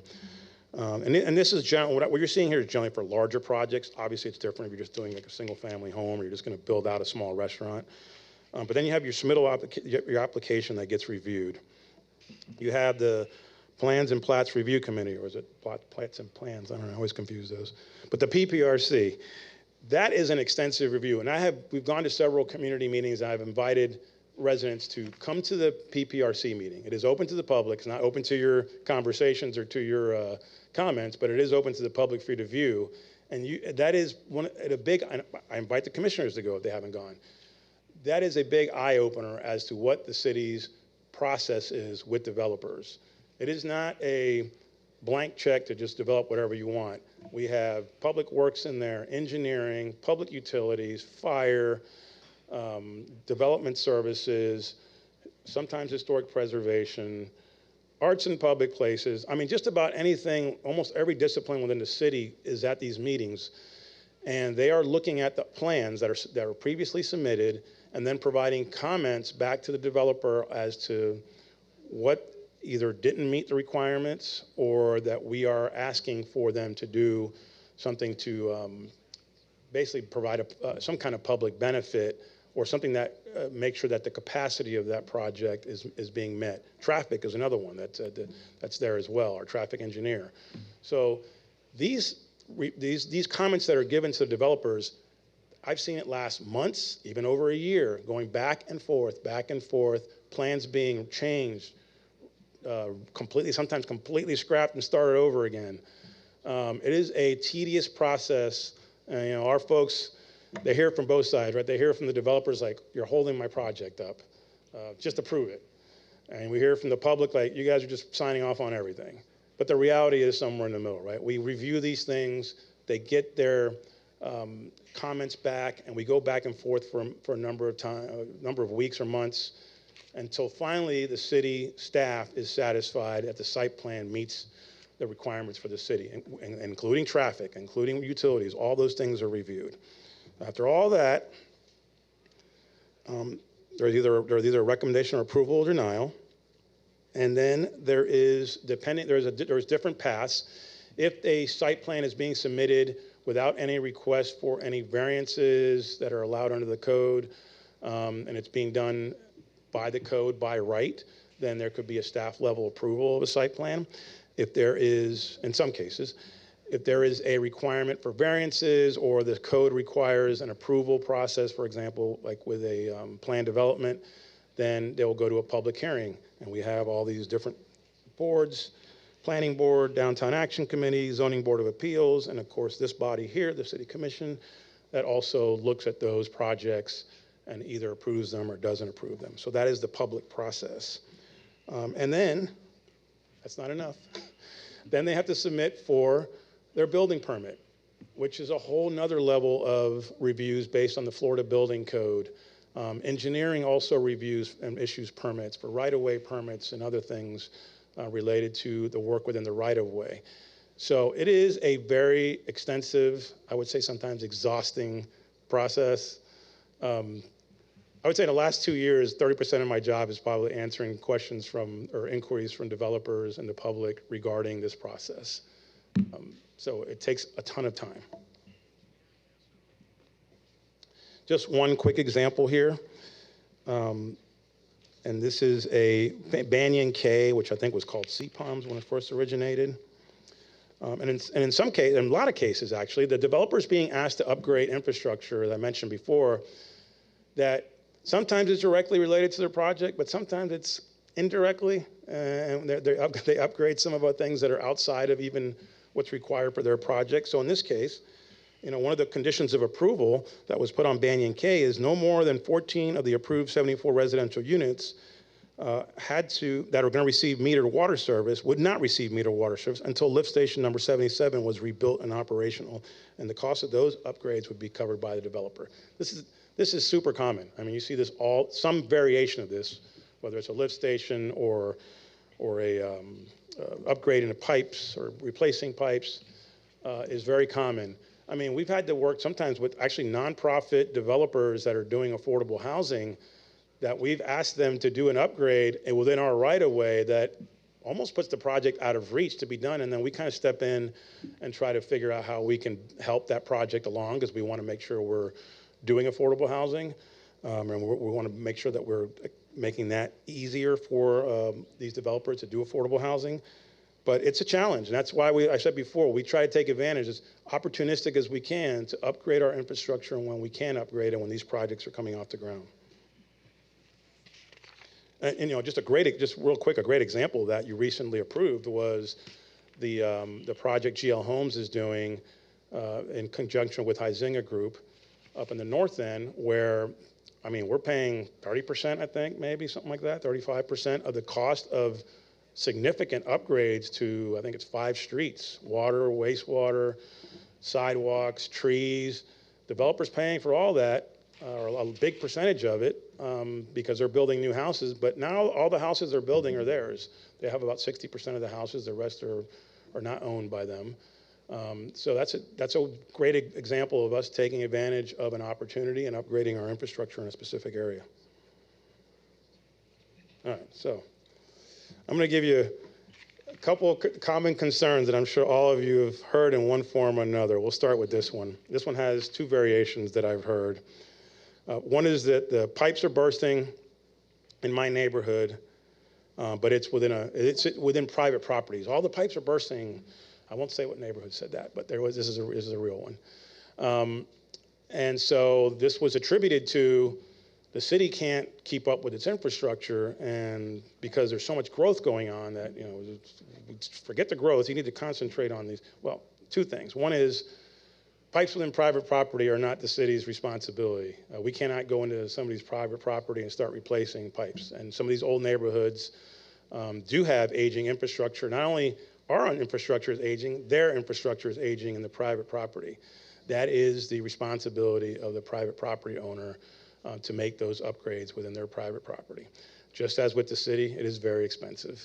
And that's probably why a lot of people don't do it. And that's probably why a lot of cities don't do it as well. It's very expensive.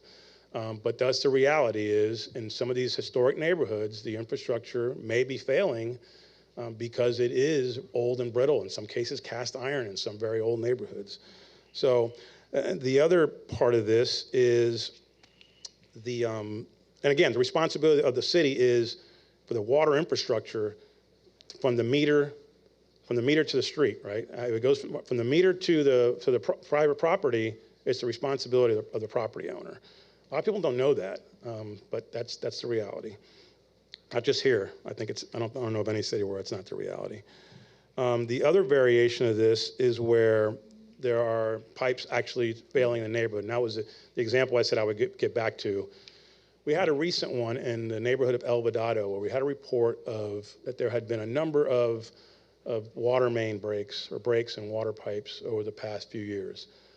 So our team looked at that and said, okay, let's see. And sure enough, over the last 10 years, we had a failure in, I think it was 50% or close to that, about half of them, not in the water main, which had been replaced not that long ago, maybe 20 years ago, but in the connections from the water main. There had been a failure rate. So when we look at the pipes, though, these weren't ancient pipes. They were put in 1989, I believe, which may sound old, but it's really not that old for pipes.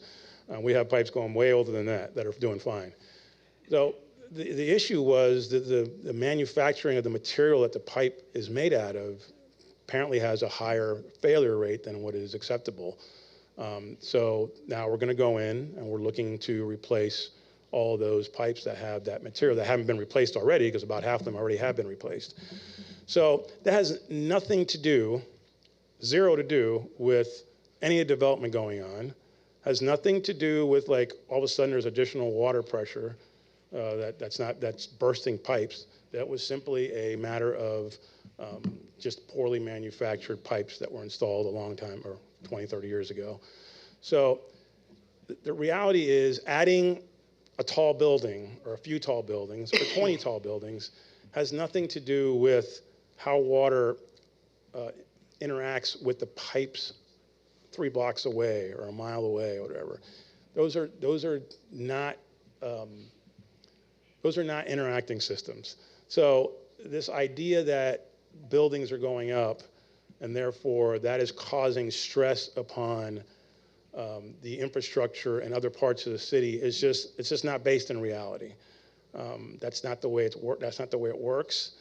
Matter of fact, the development is what helps us to be able to generate the revenue to be able to then do upgrades that are needed in the future, because we charge impact fees every time a new development comes up. We have new users that are paying into the system. So if we weren't growing, we wouldn't be able to do any upgrades, because we're not paying for these upgrades through general fund. These are paid by utility funds. And if the utilities funds is not generating sufficient revenue, we're either going to have to raise the heck out of the rates to be able to fix this infrastructure, or just continue to hope and pray that infrastructure doesn't fail. So the growth helps us. And as I mentioned, this is steady growth that's happening. It's not out of control growth. You've seen the statistics on traffic. You've seen the statistics on water consumption. You've seen the population statistics that come both from the state and from the Census Bureau. None of it points to some dramatic spike in the amount of people that are living here. We have steady growth. We have a place that people want to live in. And that is a perfect segue for my last one. I'm sure all of you have heard a version of this. Mayor and commissioners have ruined the city by allowing this development to happen over the past 5 years. They've allowed developers to do whatever they want, and we're becoming like Miami. God forbid we become like Miami. I came from there, so trust me, I don't want to become like Miami. I'm going to say something that might even surprise some of the people sitting in front of me. None of you have approved anything over the last 10 years that has done anything to increase the density of the city. I repeat that. Nothing that you've passed over the last 10 years has increased the density of the city. Because Curry Park, where we changed the zoning there, the CMUD district, that still was 32 units an acre. It's still 32 units an acre. And matter of fact, the capacity that was there previous to the changes that were made didn't change. It just got shifted around. When you approve planned developments, they're either 32 units an acre or whatever that zoning is in that area. So, in essence, even the zoning changes you've made have not increased the density. They may have moved things around. You've increased height in some cases, which I'd say ad nauseum, height does not equal density. Matter of fact, some of these buildings that are being built that are higher than what some folks might be comfortable with have less density than what you would normally see in a building of that height, because they are high-end luxury units that are very large, and therefore there's not many units in the project, which is better for fire and services. So, the idea that we are that you have created something within the city's code. You're not. I'm here to absolve you. You guys have not done anything. You've not done anything that has increased the density of the city. You know what's changed? The city is an attractive place to be. 10 years ago, 20 years ago, nobody wanted to invest here. The code has not changed all that much in the last 20 years. What's changed is that people want to come here. They want to live here, they want to work here, they want to invest here. That is what changed. Not our code, not that we started all of a sudden allowing a bunch of people to come in and build whatever they want. They could have built this, whatever's built now, almost all of it could have been built 10 years ago, for the most part. And yet they didn't. Why? Because it just wasn't that attractive. Thanks to things that this mayor has put into place, the environment that we've created, people want to come here. And we're getting a lot of attention nationally, even globally. So it's an attractive place to be. But it's not because we changed the code. It's because COVID, a million other things that we can talk about why these things happen. The other thing is the height. I just kind of put that graphic up there, just to, the whole Miami thing. Our tallest building, maybe some of them are around 400 feet, I think is the tallest. Is that right, Anna Maria? More or less, 410, something like that. 380, yeah. Yeah, 380, even less than 400. That's our tallest building, right? Miami has a building 868 feet, and they have dozens of them that are way taller than ours. I looked at an aerial view of the city of Miami's downtown in 1985. Do the math. How long ago was that? 40 years? It looks way bigger than our downtown does now. Miami 40 years ago. So the idea that we're becoming Miami, number one, we don't have even the room to become Miami. As I showed you in that future land use map, 70% of our city can't even be built out. And we have all kinds of other restrictions that are in place. So we don't want to become Miami. We're never going to become Miami. We're the city of West Palm Beach, and darn proud of being the city of West Palm Beach. And our growth is managed. Our planning is taking place. It's been taking place for years and will continue. Some of the projects that are going up now, you're going to see this year, I believe we're going to break ground on Parker Avenue, significant enhancements to Parker Avenue from Forest Hill Boulevard to Southern Boulevard, or Nottingham, I believe. That's been in the works for, I don't know, 4 years, 5 years probably, a long time. We had redesigns, and there's the second phase of Tamarind Avenue improvements. That should be restarting fairly soon. That's been in play for a long time. There's a lot of smaller projects that are happening and that have happened that don't get a lot of attention. But these things are happening. They're happening behind the scenes. We don't do rah-rah and announce everything that we're doing. I don't expect the public's going to know everything we're doing. It's not that we're not being transparent. It's just there's too many projects. There's too many details. Look at the details. You became like amateur geologists or whatever in the first presentation. Imagine the detail needed just to get that one project off the ground and get it done. A water plant of 10 million gallons a day, which is one-fifth of what our needs are. The amount of thought, the amount of expertise needed, all these projects require, these people are experts. I mean, these people studied long years to get their degrees. They work a ton of hours to do what they do. They do a lot of stuff behind the scenes, and we don't expect the public to know or care about that, but that is the reality.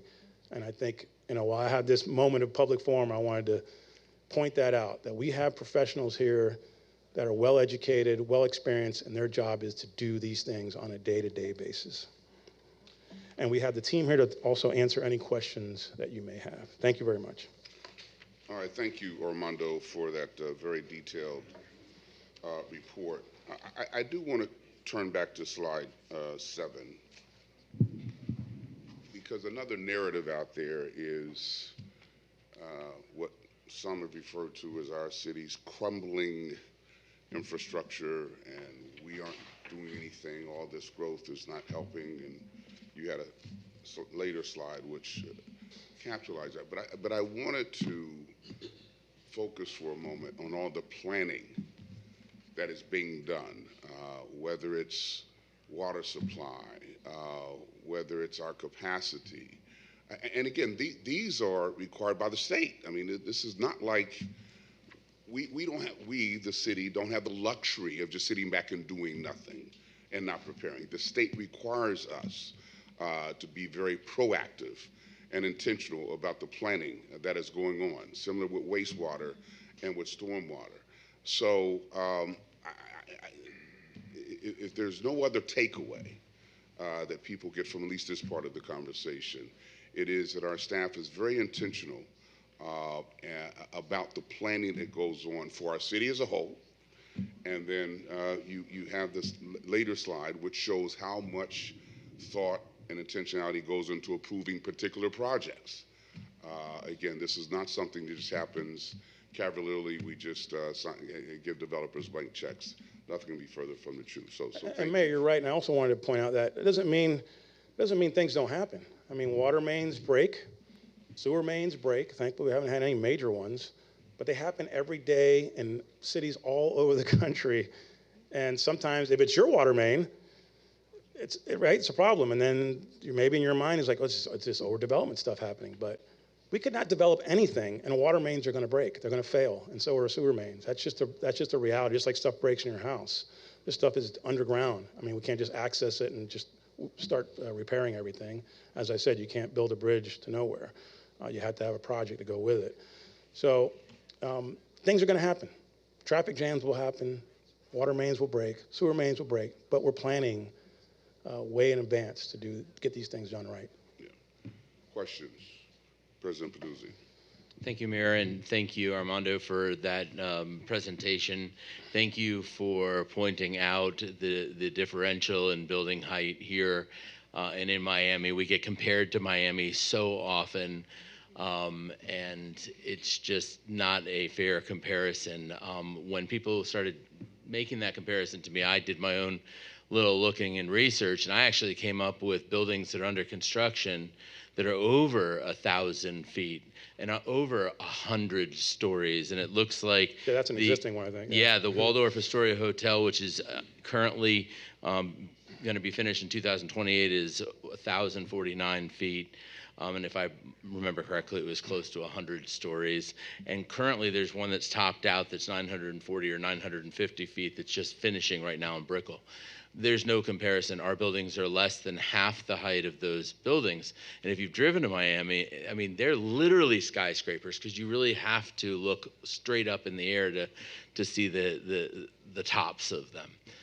And thank you for also pointing out that our traffic has remained pretty much flat when it comes to, at least in many areas that we hear complaints of, that there isn't any double or triple increase in the amount of traffic. I think that, you drive through our downtown, unlike many downtowns, you can get from one side to the other fairly quickly. You're looking at maybe a 10-minute delay during rush hour. If you hit a train, maybe a couple minutes more on Okeechobee. But our city, I think, if we really compare it to others, is doing really well. And thank you for that presentation. Thank you. And you reminded me of something else that I failed to mention. That is for public safety. We talk again. The growth has been very steady, sustainable. But recently we have actually improved statistics in our response time from the police department, despite the growth. Our fire department has adequate vehicles and are getting new vehicles added online that they're on order now that are more than adequate to reach the tallest buildings we have now. It's actually not the vehicles, as Chief Matty likes to say. We need the people to go up the building. 25 stories is not something we can't handle in this city. So the resources are currently there. Any other questions? Commissioner Fox?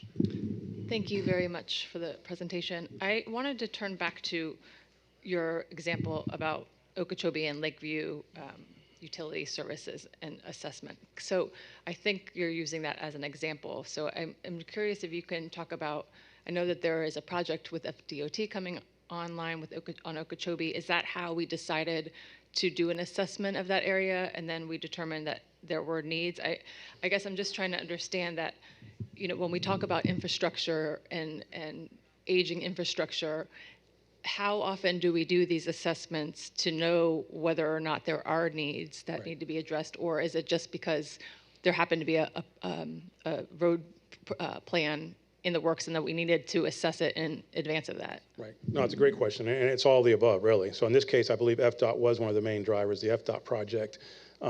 Another example that we're working on now is similar to this area and the areas where Vanderbilt University is going to go. So we know Vanderbilt's coming. We know Cleveland Clinic is coming. We know there's other development happening in that area. So we're proactively working with those developers, with the county, on future infrastructure needs for that area. Curry Park that I mentioned before, the CMUD district, is another. Before we even finalize the changes to CMUD, there was a whole analysis that was done by our Public Utilities Engineering Department to see where were the infrastructure needs in that Curry Park area. In anticipation that there could be development happening, it hasn't really materialized to the extent that we maybe thought, but there is development happening in that area. So it's a little bit of both. Mostly, as I said, it's going to be driven by opportunities. There are assessments that are done, condition assessments that are done of our water distribution and wastewater distribution system. Victor, maybe you can touch upon that, how often those are done and how those are done. Sure. Thank you, Deputy Administrator Afana. Victor Carozzi, Public Utilities Director. So on the planning aspect, as I said, it's a multiple approach that we take. So one aspect is opportunities that was mentioned. If there's something coming up, there's an opportunity to cooperate with a developer or a project so that we can potentially see some savings. For instance, we'll work whether it's with DOT or with engineering if there's a road project coming up. So let's see if we can get in there and replace our utilities so we can see some synergies as far as road resurfacing goes. We also have master plans, and our master plans are done to look at what are the conditions of our utilities, what is the condition of our sanitary, of our water systems, and there are multiple approaches that we take with both internally with some of our staff as well as with consulting staff to try to take our, if you will, your best guess or best understanding of what the condition of those utilities might be, and then we put those into a plan and try to figure out how we can finance those projects and how we can replace them into the future. When we're doing that, obviously, we're also then looking at development services to see what might be happening. So if we just identify in our master plan a utility that might be aging and is need for replacement, is there also an opportunity to tie that into something else that might be happening in engineering, something else that might be happening in development, so that we can try to achieve savings, achieve efficiencies in that process. By the way, this group works together better than any that I've seen since I've been in the city. We have a great group here. Commissioner Warren. Thank you. And Armando, I think you've done an amazing job, and thank you for all of your service, all of the things that you do, the passion, the level of expertise that you bring, the camaraderie, and your ability just to tie everything together the way that you do. And you've done a great job in your presentation. So for this being your last presentation, you get a gold star. Thank you for talking about the impact fees.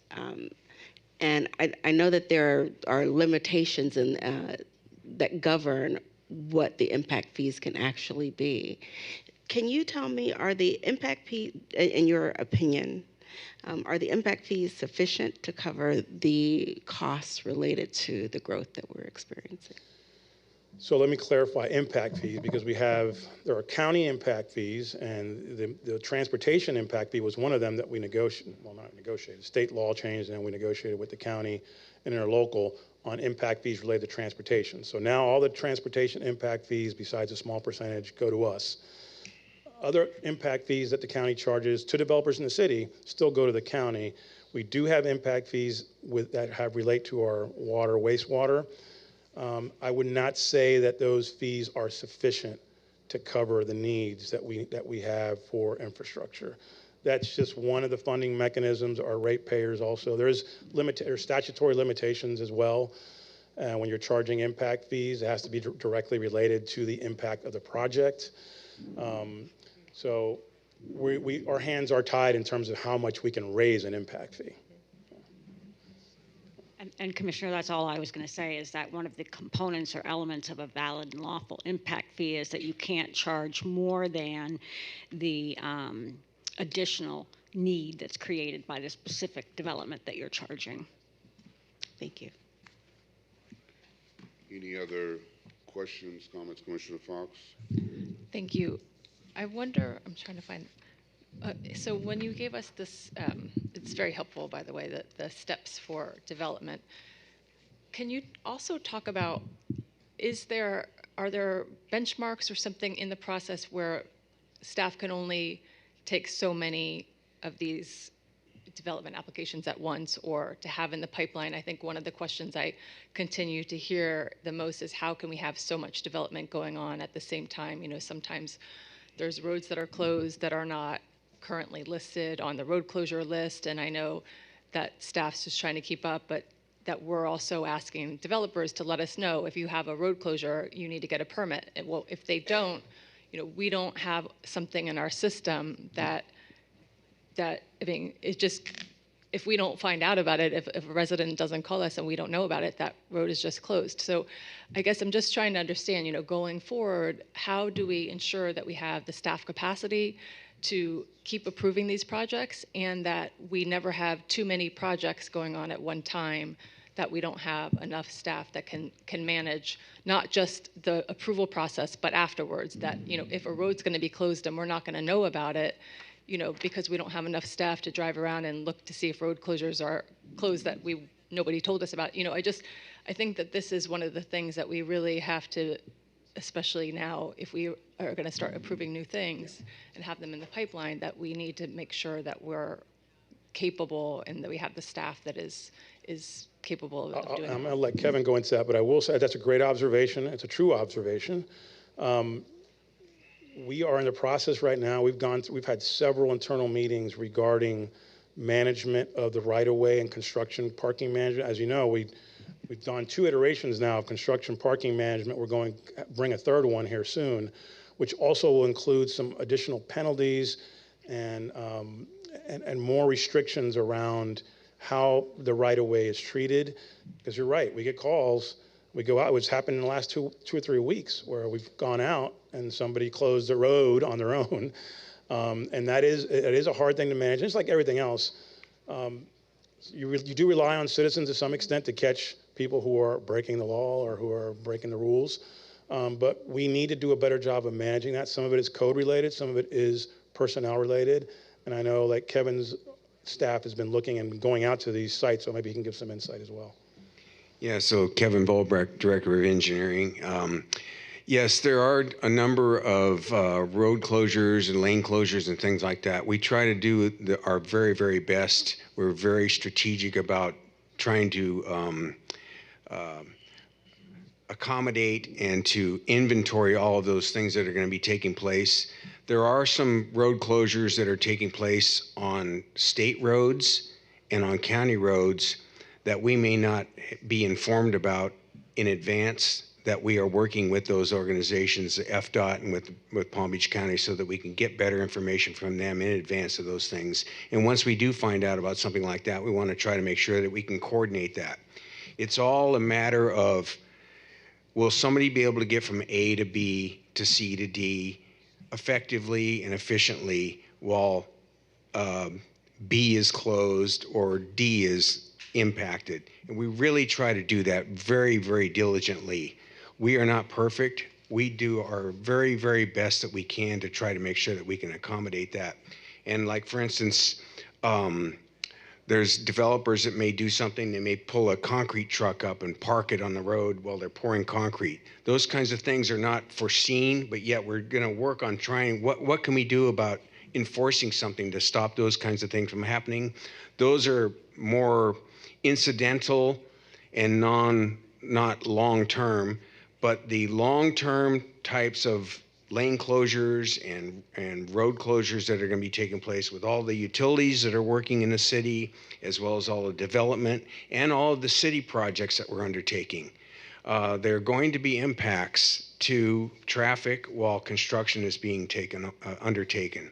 And so, again, I think that we do a pretty good job of managing that to the best of our abilities and to the best of the information that we have available to us. And when we do find out that we're not informed about something that somebody else is doing, we want to make sure that that changes. And I believe we are working very closely with FDOT about that particular thing, because they're working up on Dixie Highway right now, and we've got them in communication with us about that as well. So, you know, I just want to say that it's something that is probably, I hope, about 90% achieved. That's pretty good. That's an A, okay? It's not a A+, and it's not a B-, but I think we do our very best, and I think it would be a lot worse if we weren't doing what we're doing to try to manage all of those things that are going on here in the city. So. We have discussed, though, about a position that would be more like a rover, and we kind of had that. One of them retired, so we have to replace that person, but there could be opportunities to enhance the ability of us to be able to monitor this better. And that's one of the positions that we actually have vacant, is our traffic permit coordinator that's going to be responsible for that. We're using consultants to do that right now, but we need to have our own staff to be able to help do that. Currently, it's being done internally with our deputy director and other staff within the engineering department, on top of other things that they're doing. Ms. Johnson, you had your hand up. Yes, I don't want the point about the number of projects that we have in the pipeline at a time. You know, I think it goes to one of the points that the Deputy City Administrator mentioned, is that the high level of interest, you know, for investment within our city really drives the number of applications that you have for development. So the city doesn't have the ability to say, we're only going to process, let's say, maybe 20 applications at a time, or 20 a year. And I would like for our Development Services Director to maybe kind of at a high level, because once a development application comes in, there are very tight timelines that drive the processing of it. And I think in this last round with the state, those timelines were even tightened up, and so we added some additional staff to accommodate that. But if you can speak to that. Yes, thank you, Administrator Johnson. Anna Maria Ponte, Development Services Director. You are totally correct. I mean, like we have always have a very specific time frame and process for the applications. When the developer comes in, it is processed, and then we go through, as Armando explained, staff review, then recommendations and public hearings if necessary until they go to the final staff approval. However, as it was mentioned, this past year, the state establish a certain specific time frames for municipalities to process applications. So we have a very tight deadlines that we have to comply with. So once the application is submitted, we have a kind of 90 days to kind of review the applications to ensure that they have submitted the information that is required by the city. And once that is deemed complete, the application is deemed complete, we have, depending of the type of applications, if they don't have to go to public hearing, we have 120 days to recommend approval, denial, or approval with condition. We have to complete the process. Or if they go to city public hearing, we have 180 days to take it. That is by state, so we cannot kind of delay the process of approval for any means unless the applicant issues or agrees to do a waiver. And sometimes they do when the projects are complex and we need more review. The applicant agrees to accept a waiver of the timeline. One thing that is important to note is like the fact that a project is submitted and is reviewed, even approved, doesn't mean that they are gonna go ahead and build it. I mean, like the percentage of projects that are approved and not built is high. I mean, like I was just running some numbers, friends, like many years back, but I mean, around 60% of projects that we have approved in the downtown, for example, have not moved forward to submit for building permit. And a lot of those are in the newspaper, right? That big Yes, splashy it thing in can the be. newspaper, everybody freaks out and never gets But built. conditions change, and I mean, we have one particular site in downtown that has had, we are right now in the third version of an approved project. I mean, we're reviewing the third version of the design and proposal for that, the same site.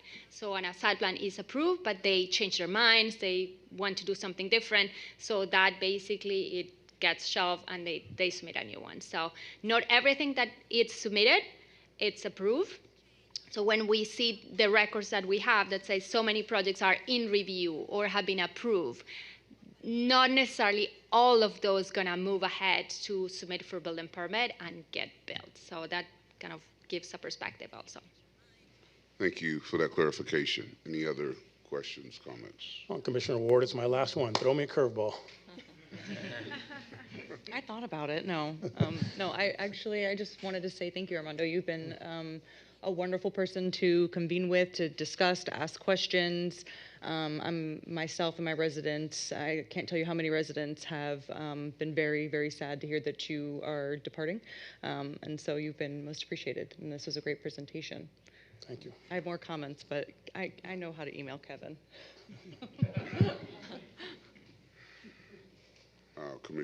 President Peduzzi. Thank you. And if we're ending now, I'd like to also thank you for your many years of service here. We're all going to miss you, not only our residents, but the commissioners are certainly going to miss you. You have been instrumental in allowing us to better serve our constituents, and that is forever appreciated. Thank you. Commissioner Fox. Armando, we're devastated. Our office is devastated. It is such a loss, but thank you for everything, and I look forward to celebrating you on your birthday coming up soon. Any other comments? Ms. Johnson. I would. I mean, given that we have been presented Armando's last work session, and it couldn't be more apropos that it's on development and hearing him tie all of it together. You know, I would just like to state for the record just how fantastic of a job that he has done in his role of overseeing development.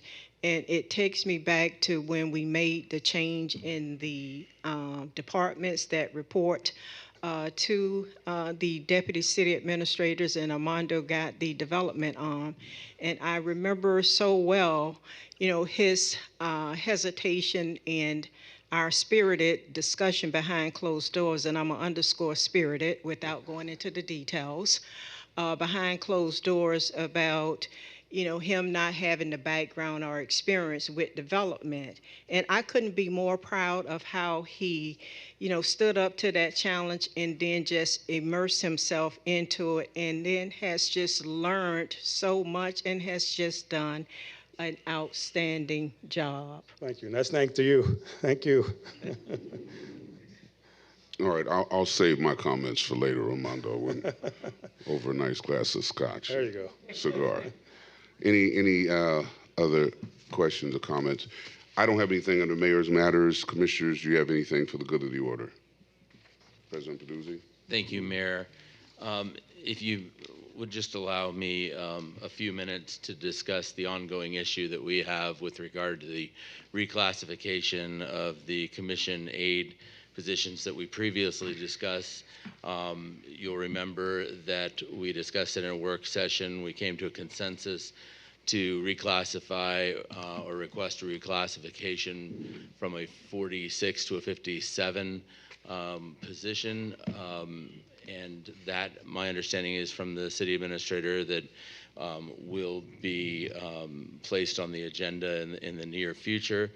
City administrator did send us a recent email where she discussed bringing the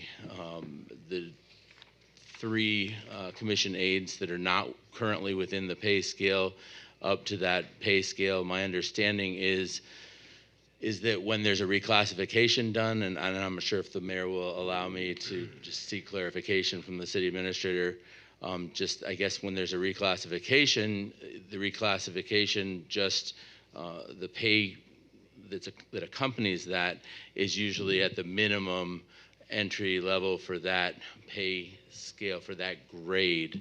And you can't, if you're reclassifying a current employee, you can't bring them in somewhere higher than that. Would that be accurate?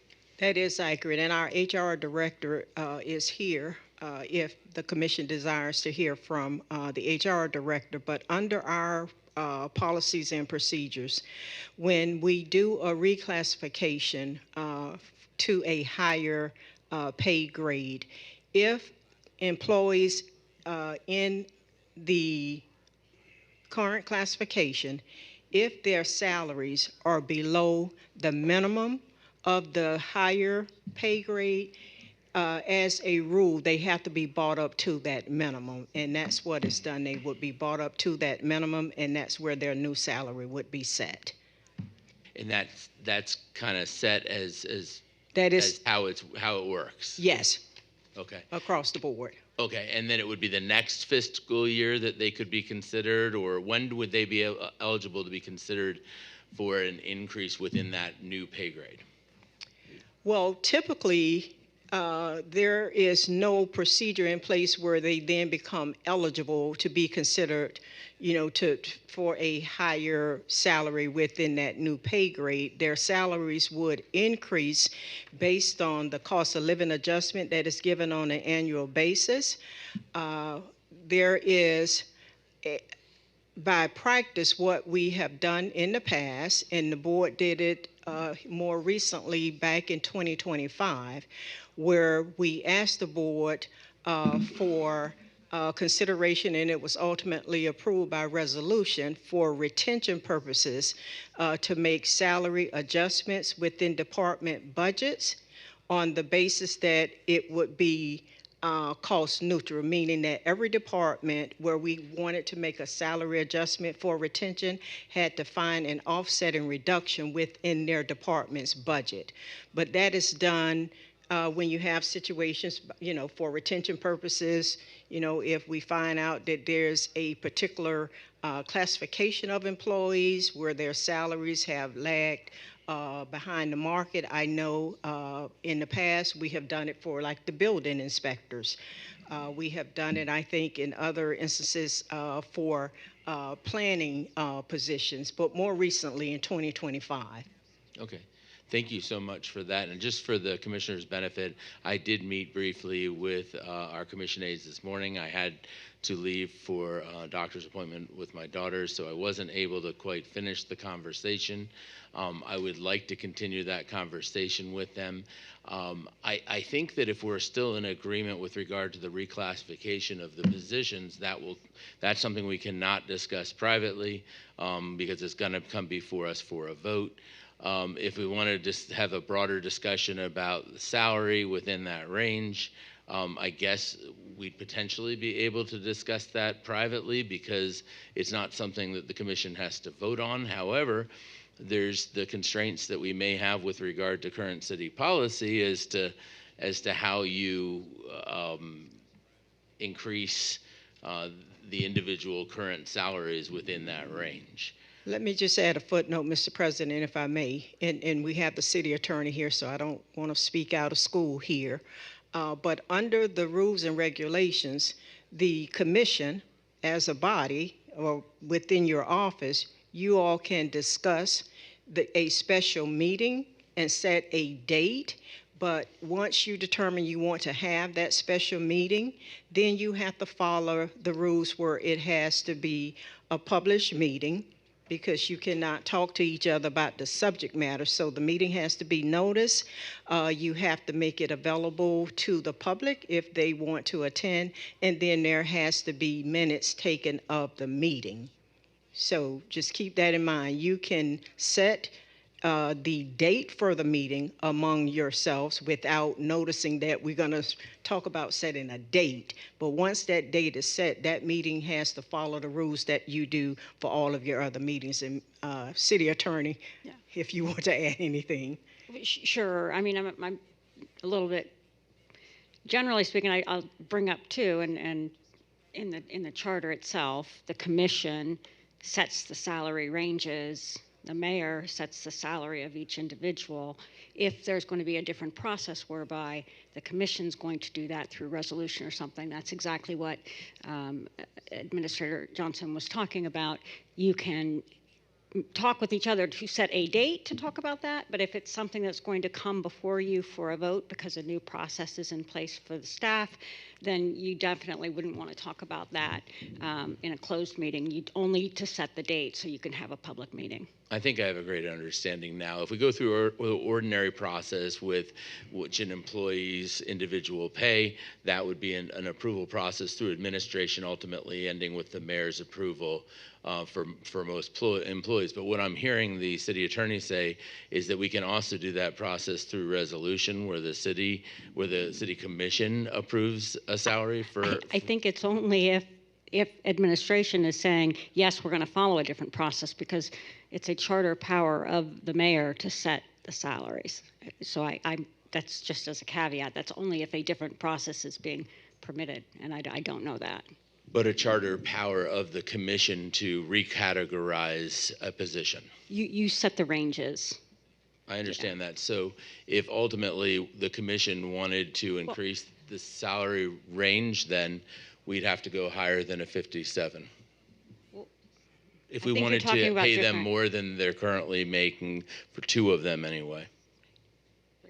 If you were doing it through a reclassification and 57 didn't get that employee to the base amount of salary, then yes, it would be a higher classification, but I don't think that that's what we're talking about here. But we may have to have that discussion if we don't have the power to increase those individual employees. And I'm not saying that I'm suggesting that that's what we do. I think they're automatically going to be brought up, and with the 5% COLA, as mentioned by the city administrator in that letter, they're automatically going to be increased $4,500 or so for those that aren't within the category, if I remember it correctly. Right, they will be brought up to the minimum, but let me just add a footnote on the commission's ability to determine the new pay range, the one that you all recently did.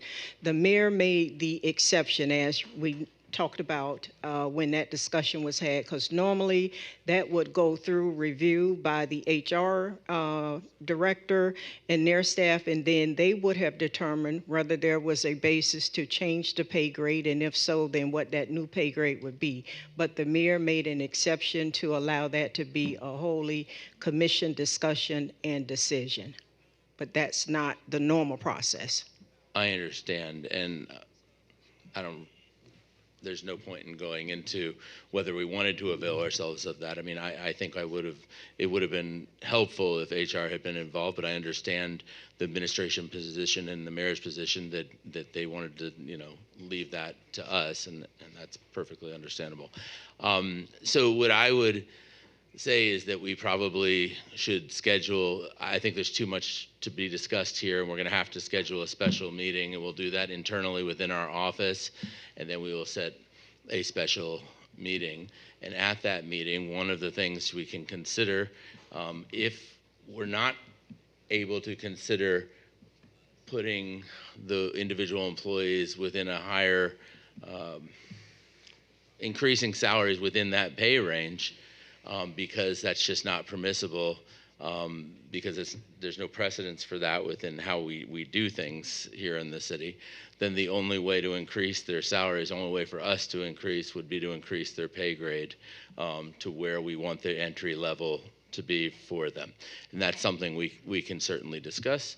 Does anyone have any questions, comments, concerns? And other than us setting that future meeting, which we don't have to do here, I understand that the setting of the meeting, the scheduling of that meeting itself does not need to be in the sunshine? No, there is specific Attorney General opinions that say that if you discuss only the date for which you want to discuss something is perfectly fine, but make sure that you stay within that parameter because nothing else can be discussed other than what date you want to meet. And my understanding is, according to our charter, it takes one commissioner to kind of move to have a special meeting and a second commissioner to second it for us to officially hold a second meeting? Another meeting? It's probably not a charter provision. It's probably under 231. I don't have it top of mind. I know that the mayor can call a special. I don't think it requires a public meeting to set your special meeting, but from my recollection. But yes, you'd need two of you to want to meet. My recollection in reading it is that the mayor can always call a special commission meeting on his own, and that it takes two commissioners. That's my recollection too. Right. Yes. Okay. But that would mean it would have to be disseminated. Commissioner Peduzzi is making a request for a special meeting, and another commissioner would have to agree with that in order for it to move forward, and then we could choose a date, I guess. Let me just make one point of clarification here so that we don't confuse the verbiage that's being utilized.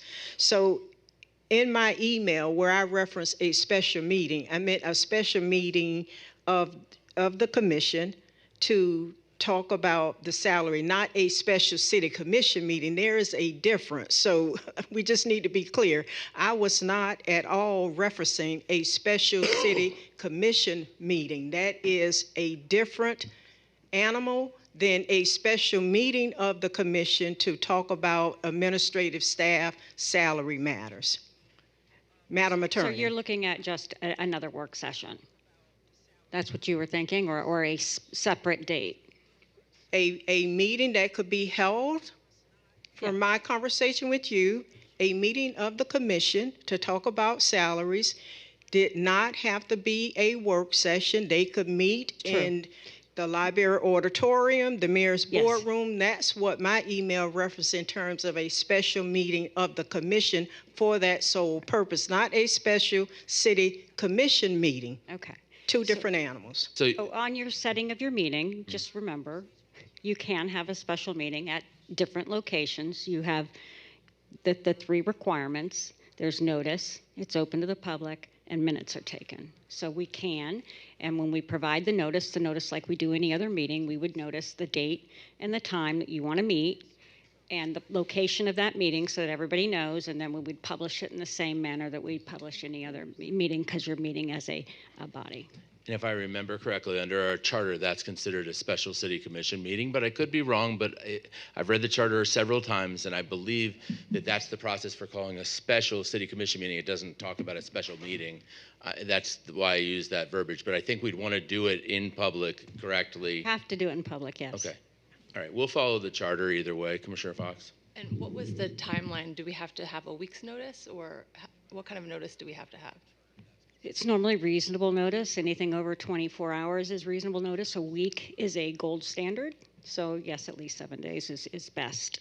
I mean, should we just say, let's do it at 4 o'clock before our city commission meeting, or do we need to do it before that?